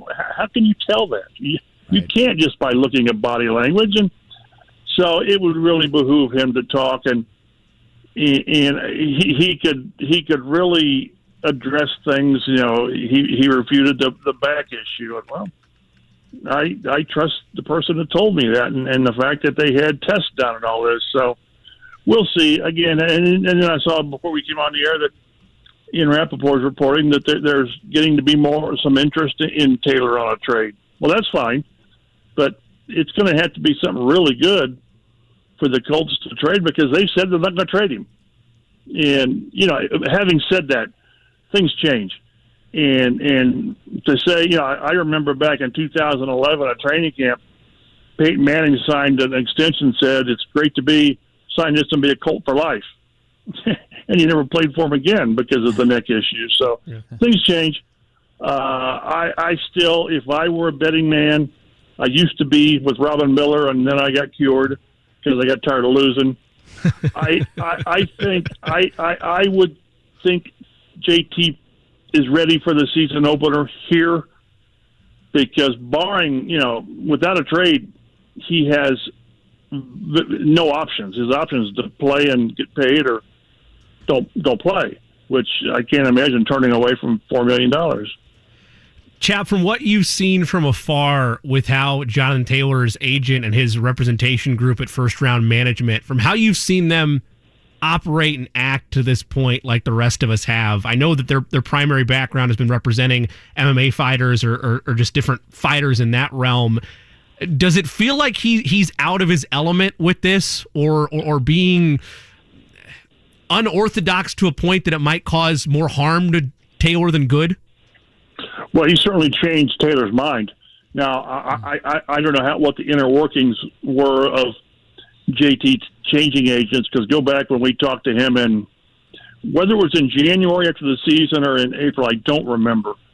But he was, hey, I put pen to paper. I signed the contract. I'd like an extension, but I put pen to paper, and I signed for 4 years, and that's where we're at. He changes agents, and now it's 180 degrees different. He wants an extension, and if it was reasonable, I would give him an extension. I just would. The word reasonable is anybody's guess what that is. But the bottom line is the team's not giving an extension. They'll talk to him. in the off season, next off season, and they've made it clear that they won't trade it. They have no immediate plans to trade him. So, like I say, it's things really took a different turn when he switched agents. Now, whether he obviously wasn't happy with his previous guy for not being whatever more proactive, and I don't know that in the background. I just don't know, but something wasn't right because he changed agents, and now he's taken the more aggressive stance, and that's totally different from how we've dealt with him in the past. But this is a totally different situation. We've talked in the press room. To me, this is the case where neither side is wrong. Each side's got very, very valid points, and that sometimes makes it really hard to resolve when you really believe you're right and you sort of are right, but the other team or the other side just isn't buying into it. So, again, it's just dominating the attention out there. Then it gets magnified when Zach Moss breaks his arm yesterday in practice, and somebody asked, "Well, you think that's going to give Taylor more leverage?" And no, no. His is his own little, situation and world, and I'm kind of curious how it's going to wind up. But it seems like the next step is Taylor's, unless the Colts follow through and do the non-football injury, and that's sort of amping things up another level if they do that. But, we'll see where this thing goes. Chap, that's where I wanted to go with you. Mike Chappell with his Fox 59, CBS 4. When you report on something that the back injury, right, and it could lead to potentially the NFI list and could potentially affect Jonathan Taylor's money, I know you take that seriously. And so I'm not asking you who your sources are, obviously, but what is the process like when you vet out a report like that has to be accurate when it has that type of importance attached to it? Well, the source certainly wanted the information out there, and again, you have to consider who's telling you what and are they reliable. And in this case, I said yes, it is reliable. This person is reliable. But then when Taylor comes back and says, no back pain, or whatever the second part was, he never reported back pain. Well, the bottom line is the team has to have some documentation. If he showed up, pre-camp and they went through the physical and he said, I've got a back issue, my back's bothering me, and maybe they do an MRI or whatever on it. Well, it's got to be documented. They document everything. So at some level, it should be easy to prove or disprove. And that's where, if it ever gets to that point, it's probably going to involve a grievance with the players' union, and then the NFLPA gets involved, and then it gets really, really, really messy. So I think the team would prefer not to do the NFI. And one thing to keep in mind, you can pay players on non-football injuries. You can, but also you don't have to. And a lot of times when these things get, it's almost toxic. I guess we're not there yet, but the person, the side with leverage, uses that leverage because that's, because the other side's going to use leverage when they got it. And that's why I say with JT, there's not a lot. The only leverage a player generally has is to withhold services. That's what Josh Jacobs is doing in Vegas. He's not at camp. Well, the difference is JT's got a contract. That's people should never put JT in the same boat with Saquon Barkley or Josh Jacobs or Tony Pollard because those guys are franchised. JT's got a contract, which makes it totally different. So, it's like I said, I keep saying that the next step needs to be JT, unless the team would take the step of going NFI, and that's when I'm sure there'll be a grievance. And it's so difficult to me, dicey, when a team, because a team can't make a player practice. The player says, this hurts, my ankle, my back, my shoulder, whatever, and the team says, no, you're fine. Well, you can't do that. That's where you get third parties involved, and that's when things really might get toxic. I think back in the day with Eric Dickerson, where he had hamstrings or something and didn't practice, and they suspended him for conduct detrimental to the team, and man, you don't want to go there because then that may be a bridge too far. Well, hey, Chap, go ahead, man. Finish your last point. I'm sorry. No, again, and if we get to that part, I don't know how. I think that, like I said, it's a bridge too far. We're not there yet, but you can see the bridge. No, I hear you, man. Sorry about that. I didn't mean to jump in beforehand. Sorry. But, hey, good stuff, Chap. We covered a lot of ground here, and I have we'll newfound knowledge. Yeah, newfound knowledge of your Beatles love, your Abbey Road picture. So this is good, man. Go. Yeah, thanks for being on today. That sounds good. Keep in touch, guys. Thanks, Chap. All right, for sure. There he is, Mike Chappell, Fox 59, CBS 4. Yeah, man, it's a wild scenario. I also think there are a lot of layers from that, a lot of stuff to dive in with what Chap was just talking about. But this goes back to our conversation to start the show with Mo Alie-Cox, Colts tight end, where I was asking if things felt any bit weird with the contract situation. There have been reports about, it's really awkward and all. And he's like, no. So I think both things can be true. Yeah. I think if you're in the media that's basically on the outside looking in and you're observing this and you're like, man, this is really awkward. My nephew, Mini Matt, my older nephew, when he was a little kid, Jimmy, he used to say, awkward. So I could see reporting on the Colts, being at camp and saying, man, things feel really off. It feels weird. I don't think that's wrong.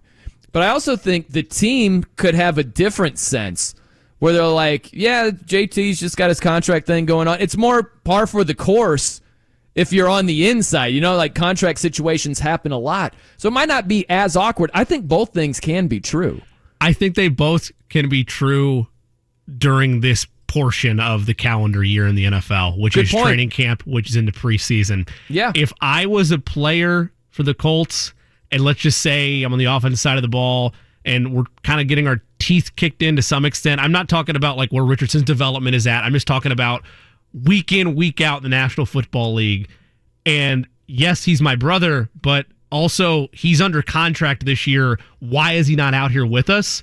Mm-hmm. I think that can increase the level of awkwardness when we're actually into the part of the season where games really matter and the time really matters. Right now, I don't want to call it like pro day level environment because I know it's more serious than that, but right now it really is getting yourself ready to go for the start of the season, and it's okay to see him out there on the sidelines, but if he has a helmet on and he's taking the Matt Forte approach and not playing or something like that, I don't know how well that glosses over if I'm a teammate of Jonathan Taylor's. Brian, right. I think it's an interesting point that Jimmy brings this up because, like, in Baltimore right now, you've got Lamar Jackson, like, outwardly speaking about how J.K. Dobbins is an important piece to their offense because a certain amount of things, like he sparks the offense sometimes if we're struggling to move, but like he's missed more games that he's played, and right now the Colts don't have. I haven't heard a Colts player yet really outwardly speak about how the franchise needs to pay Jonathan Taylor, whether that's on social media or in these press conferences that they're doing after training camp practice. No, hey, listen, man, it's an important point because I'm just thinking about what could change the perspective shifting about how running backs are viewed. All you hear are running backs saying how running backs should be paid more. What if a top quarterback says, yo, like this is unacceptable? You know what I mean? Like that could help. I don't know that it's going to cure everything, but it could help things. It's the power of a referral. If you're trying out for a job and you're like, oh man, I bring a lot to the table, it's just like falls on deaf ears. Yeah. But if you've got somebody else that you got to take a look at this guy is a grinder, it just lands differently. So, yeah, maybe if these top quarterbacks would champion for the running backs, it could help. It absolutely could help. I will say Jeff Schwartz yesterday is the only example you need that there are most definitely players in the locker rooms where this is happening, particularly if you're a player that's still under contract like Jonathan Taylor, where at some point, and it might not be now, but it'll be once the regular season starts, do your job. Like that is a strong former player mentality from Jeff Schwartz yesterday. That's how a lot of guys, particularly those that are on the offensive line that are kind of in synergy with a running back to begin with, there's no way those thoughts are not in your head if you are still have a year on your contract and you're holding out, because like it or not, from a perception standpoint, it's fine now because I get it. It's a leverage play and you're trying to fight for what's yours. But if it's clear the Colts are missing a step and they would be a step above without Jonathan Taylor, and I'm one of his teammates out there, it's hard for a do your job like mentality to not pop into my head. Yeah, hey, I hear you. And you laid it out. Your first point was it lands a lot differently in training camp than if we just got our teeth kicked in week 3. And it's like, man, where's JT at? We could really use the guy, right? It's way different at that stage. How about this also, where Chap was talking about it doesn't help to go public with anything. That's what I think about Jim Irsay. It hasn't helped the situation at all with the tweeting or the talking, and no one's going to miss JT. It's only made things worse. I also think this, too, Jimmy, is if sometimes you're too close to the team you root for the most, or the team you cover the most, which is the Colts. So just think about this. If instead of Irsay doing all of this in the JT situation, what would you think as a diehard Colts fan listening in this area if the Giants did the same thing? You know, if it was John Mara tweeting exactly what Irsay tweeted about, we got a CBA, deal with it, running backs. And then, hey, no one's going to miss Saquon Barkley when he's out of the league. And like all of those statements. Yeah. What if the Giants did all of those things? I think from a Colts perspective, you'd be looking at that like, that's stupid. That hasn't helped at all. But sometimes when it's your team, it might cloud how you look at stuff. Well, we had another conversation, you, me, and Eddie, about a similar thing of the team goggles kind of blind you to the rest of what would happen if it was on a different team, whether it's this scenario with Jonathan Taylor. I can't remember the other one. It might have been about the draft process and like drafting quarterbacks. But whatever it was that same thing where you're so close to the fire that you're not willing to try to look elsewhere and get perspective on it. And for a Colts fan, if you're being like most team-driven fans are, your first instinct is to look at Jim Irsay and say, yeah, he's doing the right things here. He's trying to make a hard stance and he's defending the rest of the team. Whereas you zoom out nationally and it's like, what is this guy doing? Why does he continue to... I'm sure he thinks that it was damage control, the comments that he made about if he died and Jonathan Taylor was out of the league. I guarantee you that'll ease it. You talk about massaging things over. I guarantee you that was a thought process of this will calm down a little bit. No, it's going to fan the flames, Jim. That's what it's going to do. Absolutely it is. Now, think about this, too. Let's do a Colts-Giants thing again. What are the chances? Remember Saquon Barkley when he didn't get a long-term deal, right? And he was thinking about holding out. This is what was in his head at the time on the Money Matters podcast. This is my leverage. My leverage is I can say you to the Giants. I can say to my teammates and be like, you want me to show you my worth? You want to show you how valuable I am to the team? I won't show up. I won't play it down. And that's a play I can use. Okay, that's in his head. That's a card I could play.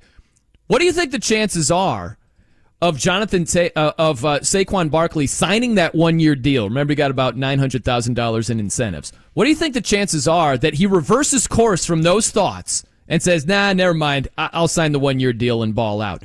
What do you think the chances are of him doing that if Giants ownership has said and tweeted and done exactly what Jim Irsay has done? Right, that's in Saquon said, I could just sit out. That's my leverage. And then John Mara is like, hey, we got a CBA, tough running backs. We're not paying you any more money, right? And then there's a comment of, hey, no one's going to miss Saquon when he's out of the league. And do you think that Saquon has agreed to a 1-year deal with all of that being equal? Hell no, he's not. There's no chance he would, but there's one important detail that you're leaving out, Brian. If Giants ownership had a yacht bus, maybe that solves everything. Maybe at that point, an hour in the yacht bus, you're able to just, figure things out and be friends again, shake hands afterwards. Maybe. Because it certainly worked out for the Colts. It's not that first yacht bus visit that gets you. It's the second one. The second one is the one that really is a deal sealer for certain. Sucker for that second trip. I get it. No doubt. All right, coming up next, we argue against the forces known as Eddie Garrison, who is just taking a hardline stance against running backs and their good name. We'll get to that coming up. I'm Brian Noe. He's Jimmy Cook. It's 93.5 and 107.5 The Fan.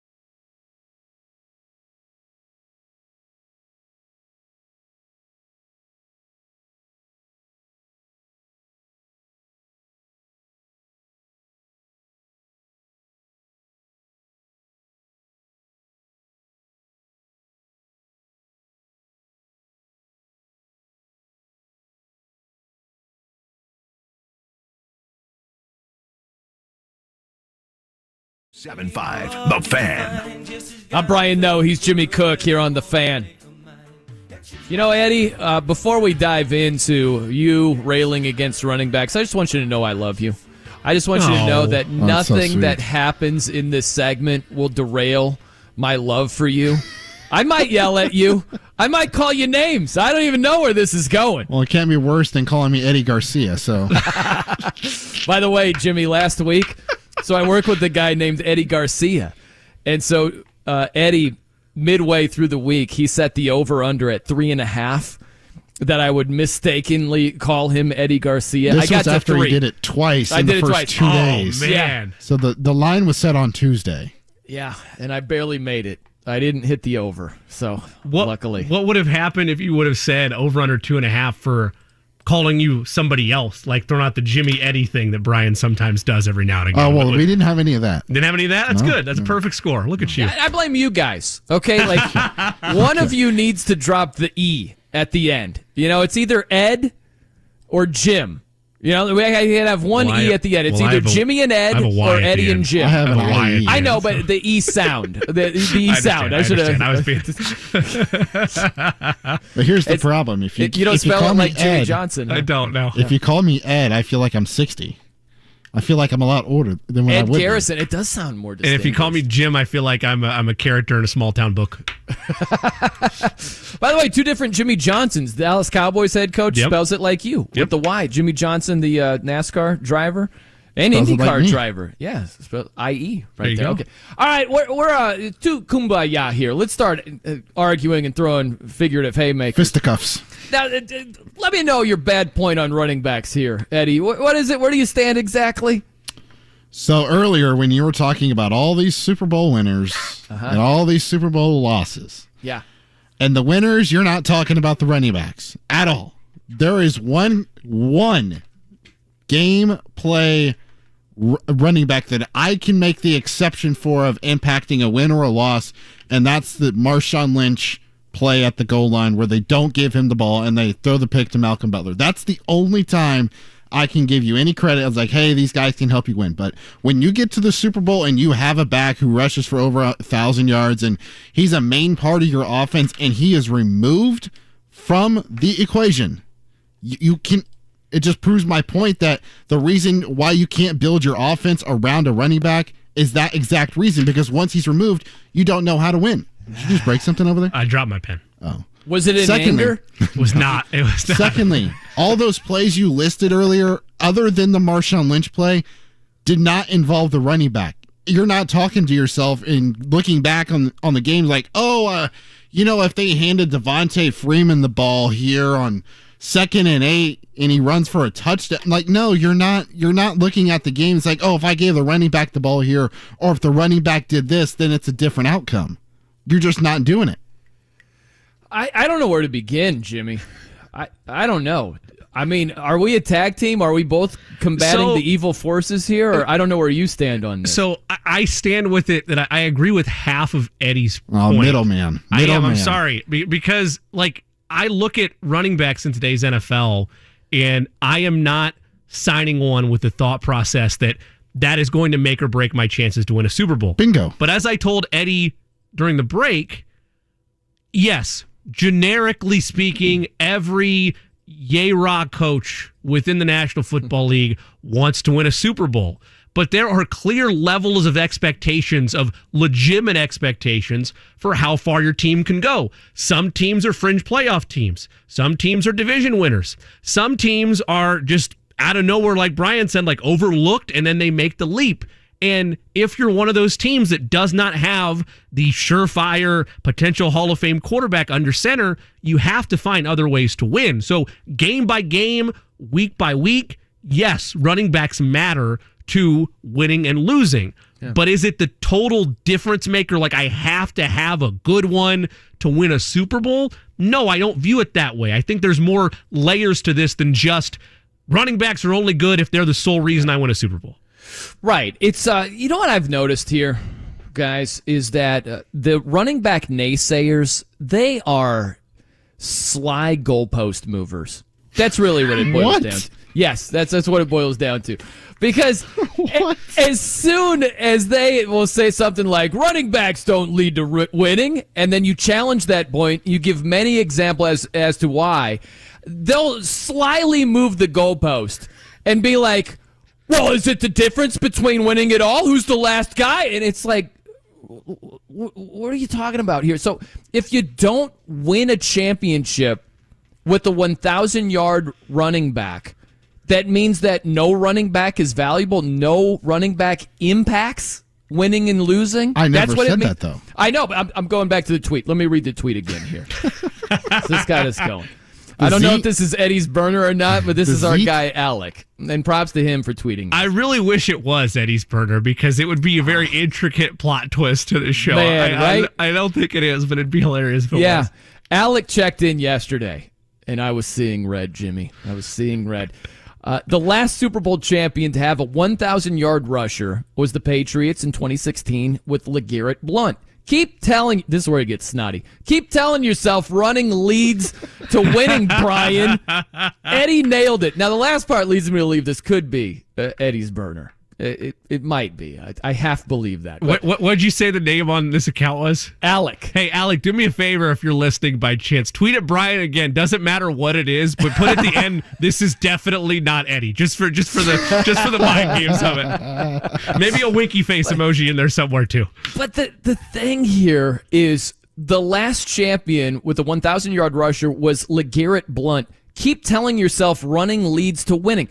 Jimmy and Eddie, I gave you a list of 1,000-yard rushers left and right on the doorstep of a Super Bowl. But they didn't win it. Super Bowl. In the Super Bowl. Marshawn Lynch, the 2014 season, 1,300-plus yards rushing, 13 touchdowns, had a great game against the Patriots in the Super Bowl, rushed for 102 yards. Could have been Super Bowl MVP. Like, Pete, Darrell Bevel, give him the ball. Give him the ball. Do you have any money on that game? I actually did on the Patriots. I won thanks to their idiocy there. It helped me out. I won $150 off my guy David Gascon on that coworker there. So that was beautiful, but it was football malpractice. And for someone to gloss over that fact and be like, shrug my shoulders, LeGarrette's the last 1,000-yard rusher. Therefore, what? It doesn't matter. It doesn't impact winning? That's freaking crazy. Well, it makes no sense. This is why my larger conversation about how, and I understand that quarterbacks definitively impact the game more than any other position, but this is why I get upset when people look at like individual players and say, well, look at their win-loss record. It's like, okay, so they can't be good players without like just having a pristine, no blemish win-loss record to it. It is a team sport for a number of different reasons. And the other example that you used, Brian, and me and Eddie were kind of going back and forth on it, was the Falcons-Patriots. It's not the Falcons running back core's fault that Kyle Shanahan decided, hey, you know what? We're going to keep passing the ball up 4 scores, whatever it was. Like it's situational. Sometimes coaches make dumb mistakes. Sometimes it is a game of margins, but it doesn't solely, you're right, it doesn't solely go on the running back because a holding call happened or a bad coaching decision was made. It's crazy. The last 2 Super Bowls, there have been like defensive holding penalties that have changed the course of the game. And some would argue the outcome. That can't be proven for sure. But you go back last year, it was on James Bradbury, the defensive holding call. So that game shifted on a defensive holding call, right? Who knows what happens if... Chiefs had him on the ropes. It was fine. But that penalty, that's third down. That swung everything. Oh, yeah. And we're not getting into whether it was the right call or not. It's just that swung everything. Yeah. Colts ran out the clock, kicked the field goal. Chiefs did, but win. that's okay. Who did I say? You said the Colts, which is hilarious, but that's fine. I'm just prognosticating. Matt Ryan resurrection. No, it was a 2037 prediction. I'm just seeing the future. Man, can you imagine the contract extension Jonathan Taylor would have gotten if they were Super Bowl champions last year? Man, well, running backs don't matter. He probably, he would have owed them somehow. Is what would have happened. But no. So the defensive holding call last Super Bowl. And the defensive hold, I think it was defensive holding, right? Remember against the Bengals? It was against their linebacker. That's right. It was linebacker. Logan Wilson. Yeah, Logan Wilson was called for, I believe it was defensive holding. It was either that or PI. I can't remember. But it was a ticky-tack call. On a wide receiver. And it led to the Rams keeping the drive alive and winning the Super Bowl. So if for not those penalties, and some people don't like the if game matters if the takeaway is running backs don't affect wins and losses. LeGarrette Blount's the last 1,000-yard rusher on a Super Bowl winning team. If that's the takeaway, the what if game matters. Where these games shifted on calls. If you don't have those calls, you're looking at this way differently? Are you serious? It shouldn't have to be flip-flop for you to look at it differently and realize the Eagles and the Bengals are on the doorstep of winning a Super Bowl with 1,200-yard rushers. Right? Like, how could you say it doesn't impact wins at all?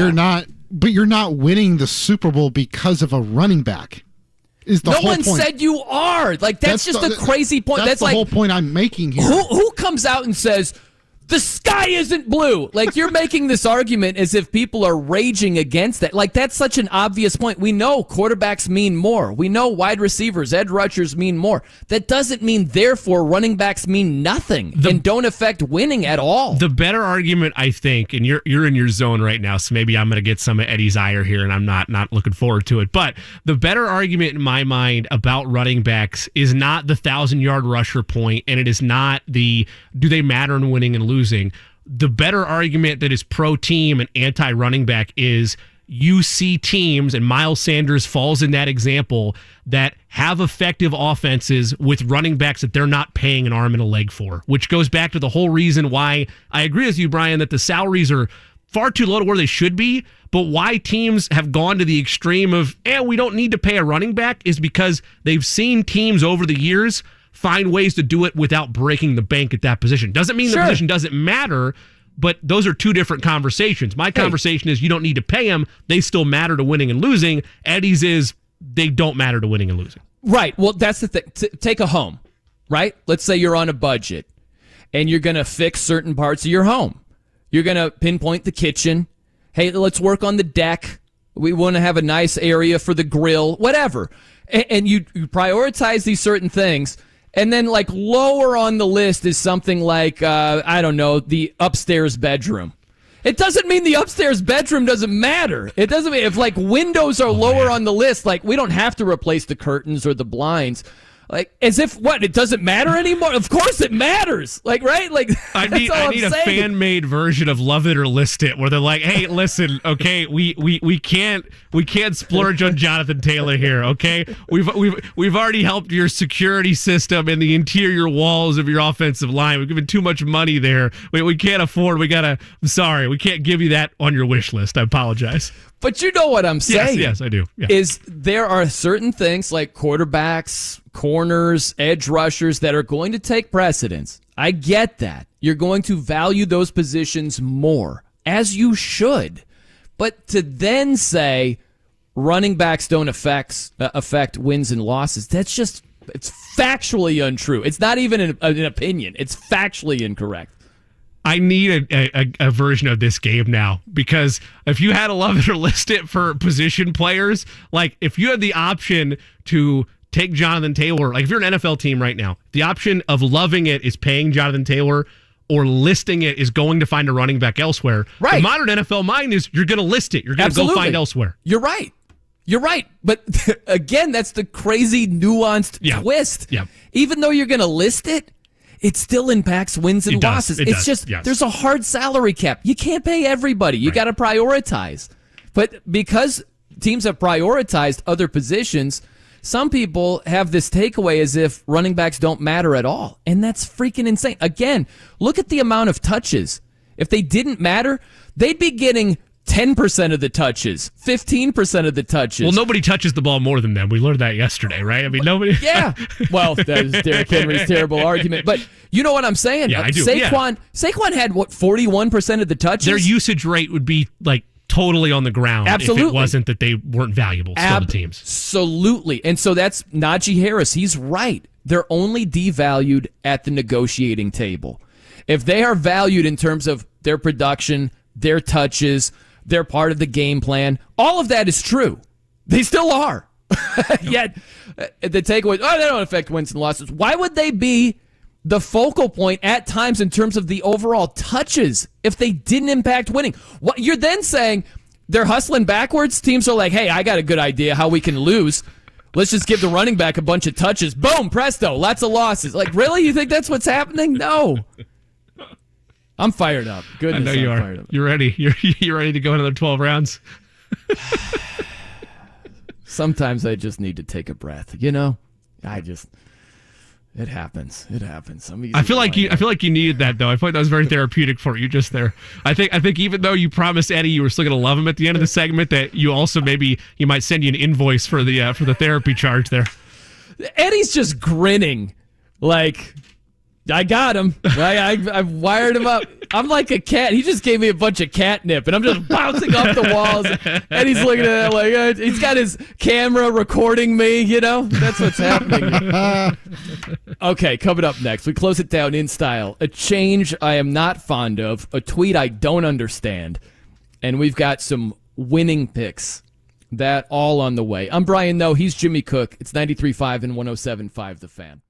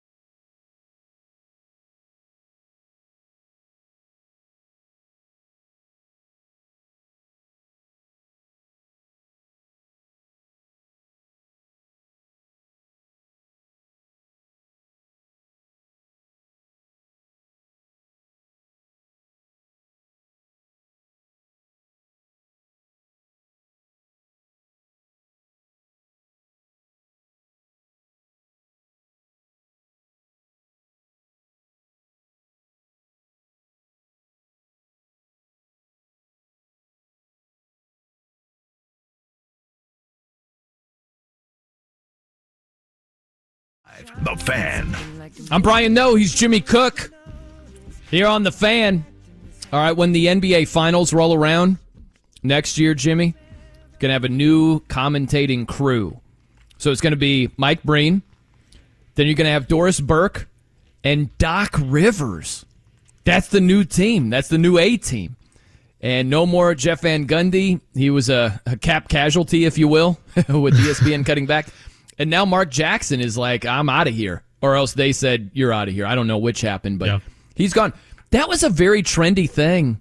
This finals was to talk trash about JVG and Mark Jackson. I love those guys. I thought they were a tremendous trio together. I will say, it was trendy in the public eye this year, but I've heard people lament about Van Gundy's rants. Oh, I love it. To be clear, his rules changes were the best. To be clear, I'm not in that camp. Like at minimum, if I was with people that didn't like him, he was a guilty pleasure for me. And like I don't know, just hand down, man down, mama. There goes that man. Little Mark Jackson, man, have this dance. I loved it. I love the whole crew. That said, I've enjoyed seeing Doris Burke's entire journey to this point. Like, I'm happy for her. Doc Rivers is like top 10 coach voice, though, so I'm hopeful that he can retain the volume on his voice for the entire NBA season. But, yeah, it stunk. I was curious to see what it would look like with just Mark Jackson and a new face. The fact they went total rip Band-Aid, Mike Breen, new partners. It's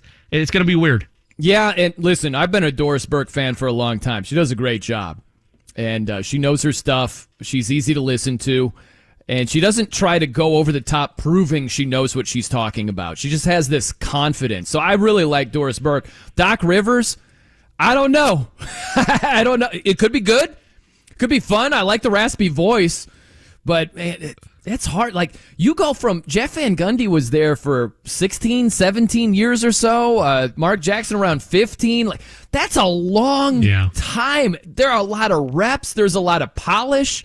And so you might look at the previous crew a little bit differently if Doc sounds like he hasn't had half the reps, which he hasn't, Also there's a tweet I don't understand at all. Taylor Swift. Get in the car. It's August. I don't know what that means. It's got a million likes, Jimmy. I feel like I'm in the dark. I don't know if that's a song reference. I don't know what the tie-in is right there, but get in the car. It's August. So I told you as well that I didn't have a clue either. For what it's worth, there is a song called August that has the line "Get in the car" by Taylor Swift. So there you go. She's shouting herself out? That is Swifties, or in this case, Taylor Swift, having a play on her own song. Yeah. Is that sort of going third person on Twitter? Just to cite your own lyrics? That's a good question. I don't know. That's pretty close. It's towing the line at minimum. I'm willing to give a pass. At minimum, it is self-promotion of the highest order at a minimum. By the way, before you possibly give away hundreds or thousands of dollars with your picks here, I found this to stand out. So it's been reported that the NBA expressed dismay toward Jeff Van Gundy repeatedly criticizing its rules and officiating. And so that could have led to the worldwide leader saying, we like having NBA games on our network. We got a contract negotiation coming up here pretty soon. So how about that if the weak NBA is like, we don't like this criticism. Shame on them if that's really what happened. Yeah, I'm blanking for some reason, and I know you're going to say it. I'm going to remember it. But who's the lead official that they bring in for the NBA whenever they pan over? That dude is horrible. Huh? No, he's not that bad. It's on the tip of my tongue. I can't say it. My argument against that is that I appreciate both perspectives. Yes. Usually that guy, it's Mike Pereira for NFL games often, or Terry Francona. When you have those type of angles, it's always a meat shield of the official, I see why they did it there. Or if they guess the other way, it's well, I didn't initially see it that way, but now that I'm looking closer, it's pretty clear.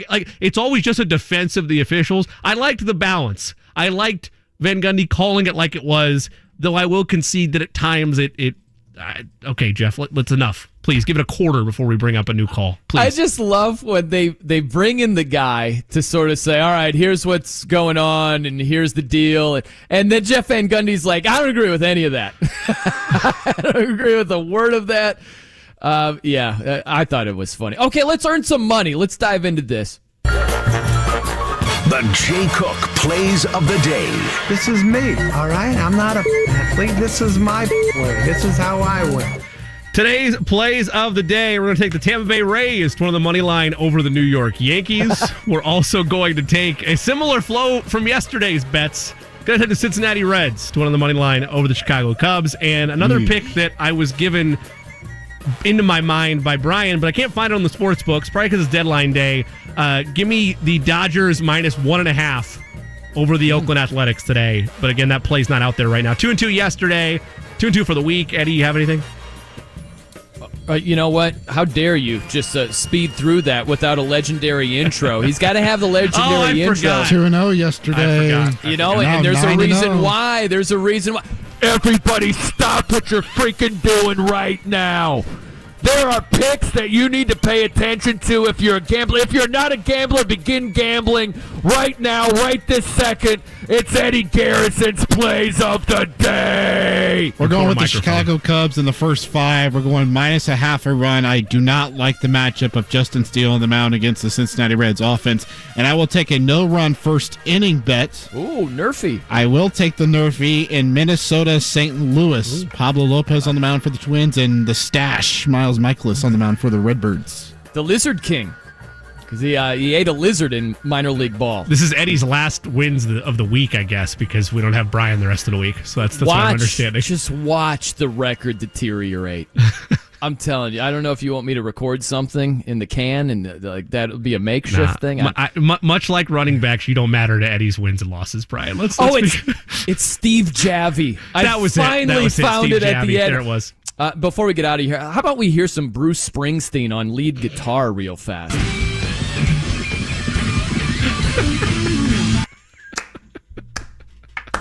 Nailed it. The boss. Stick to singing in rhythm, man. JMV coming up next. It's Schultz. Keep it locked here on The Fan.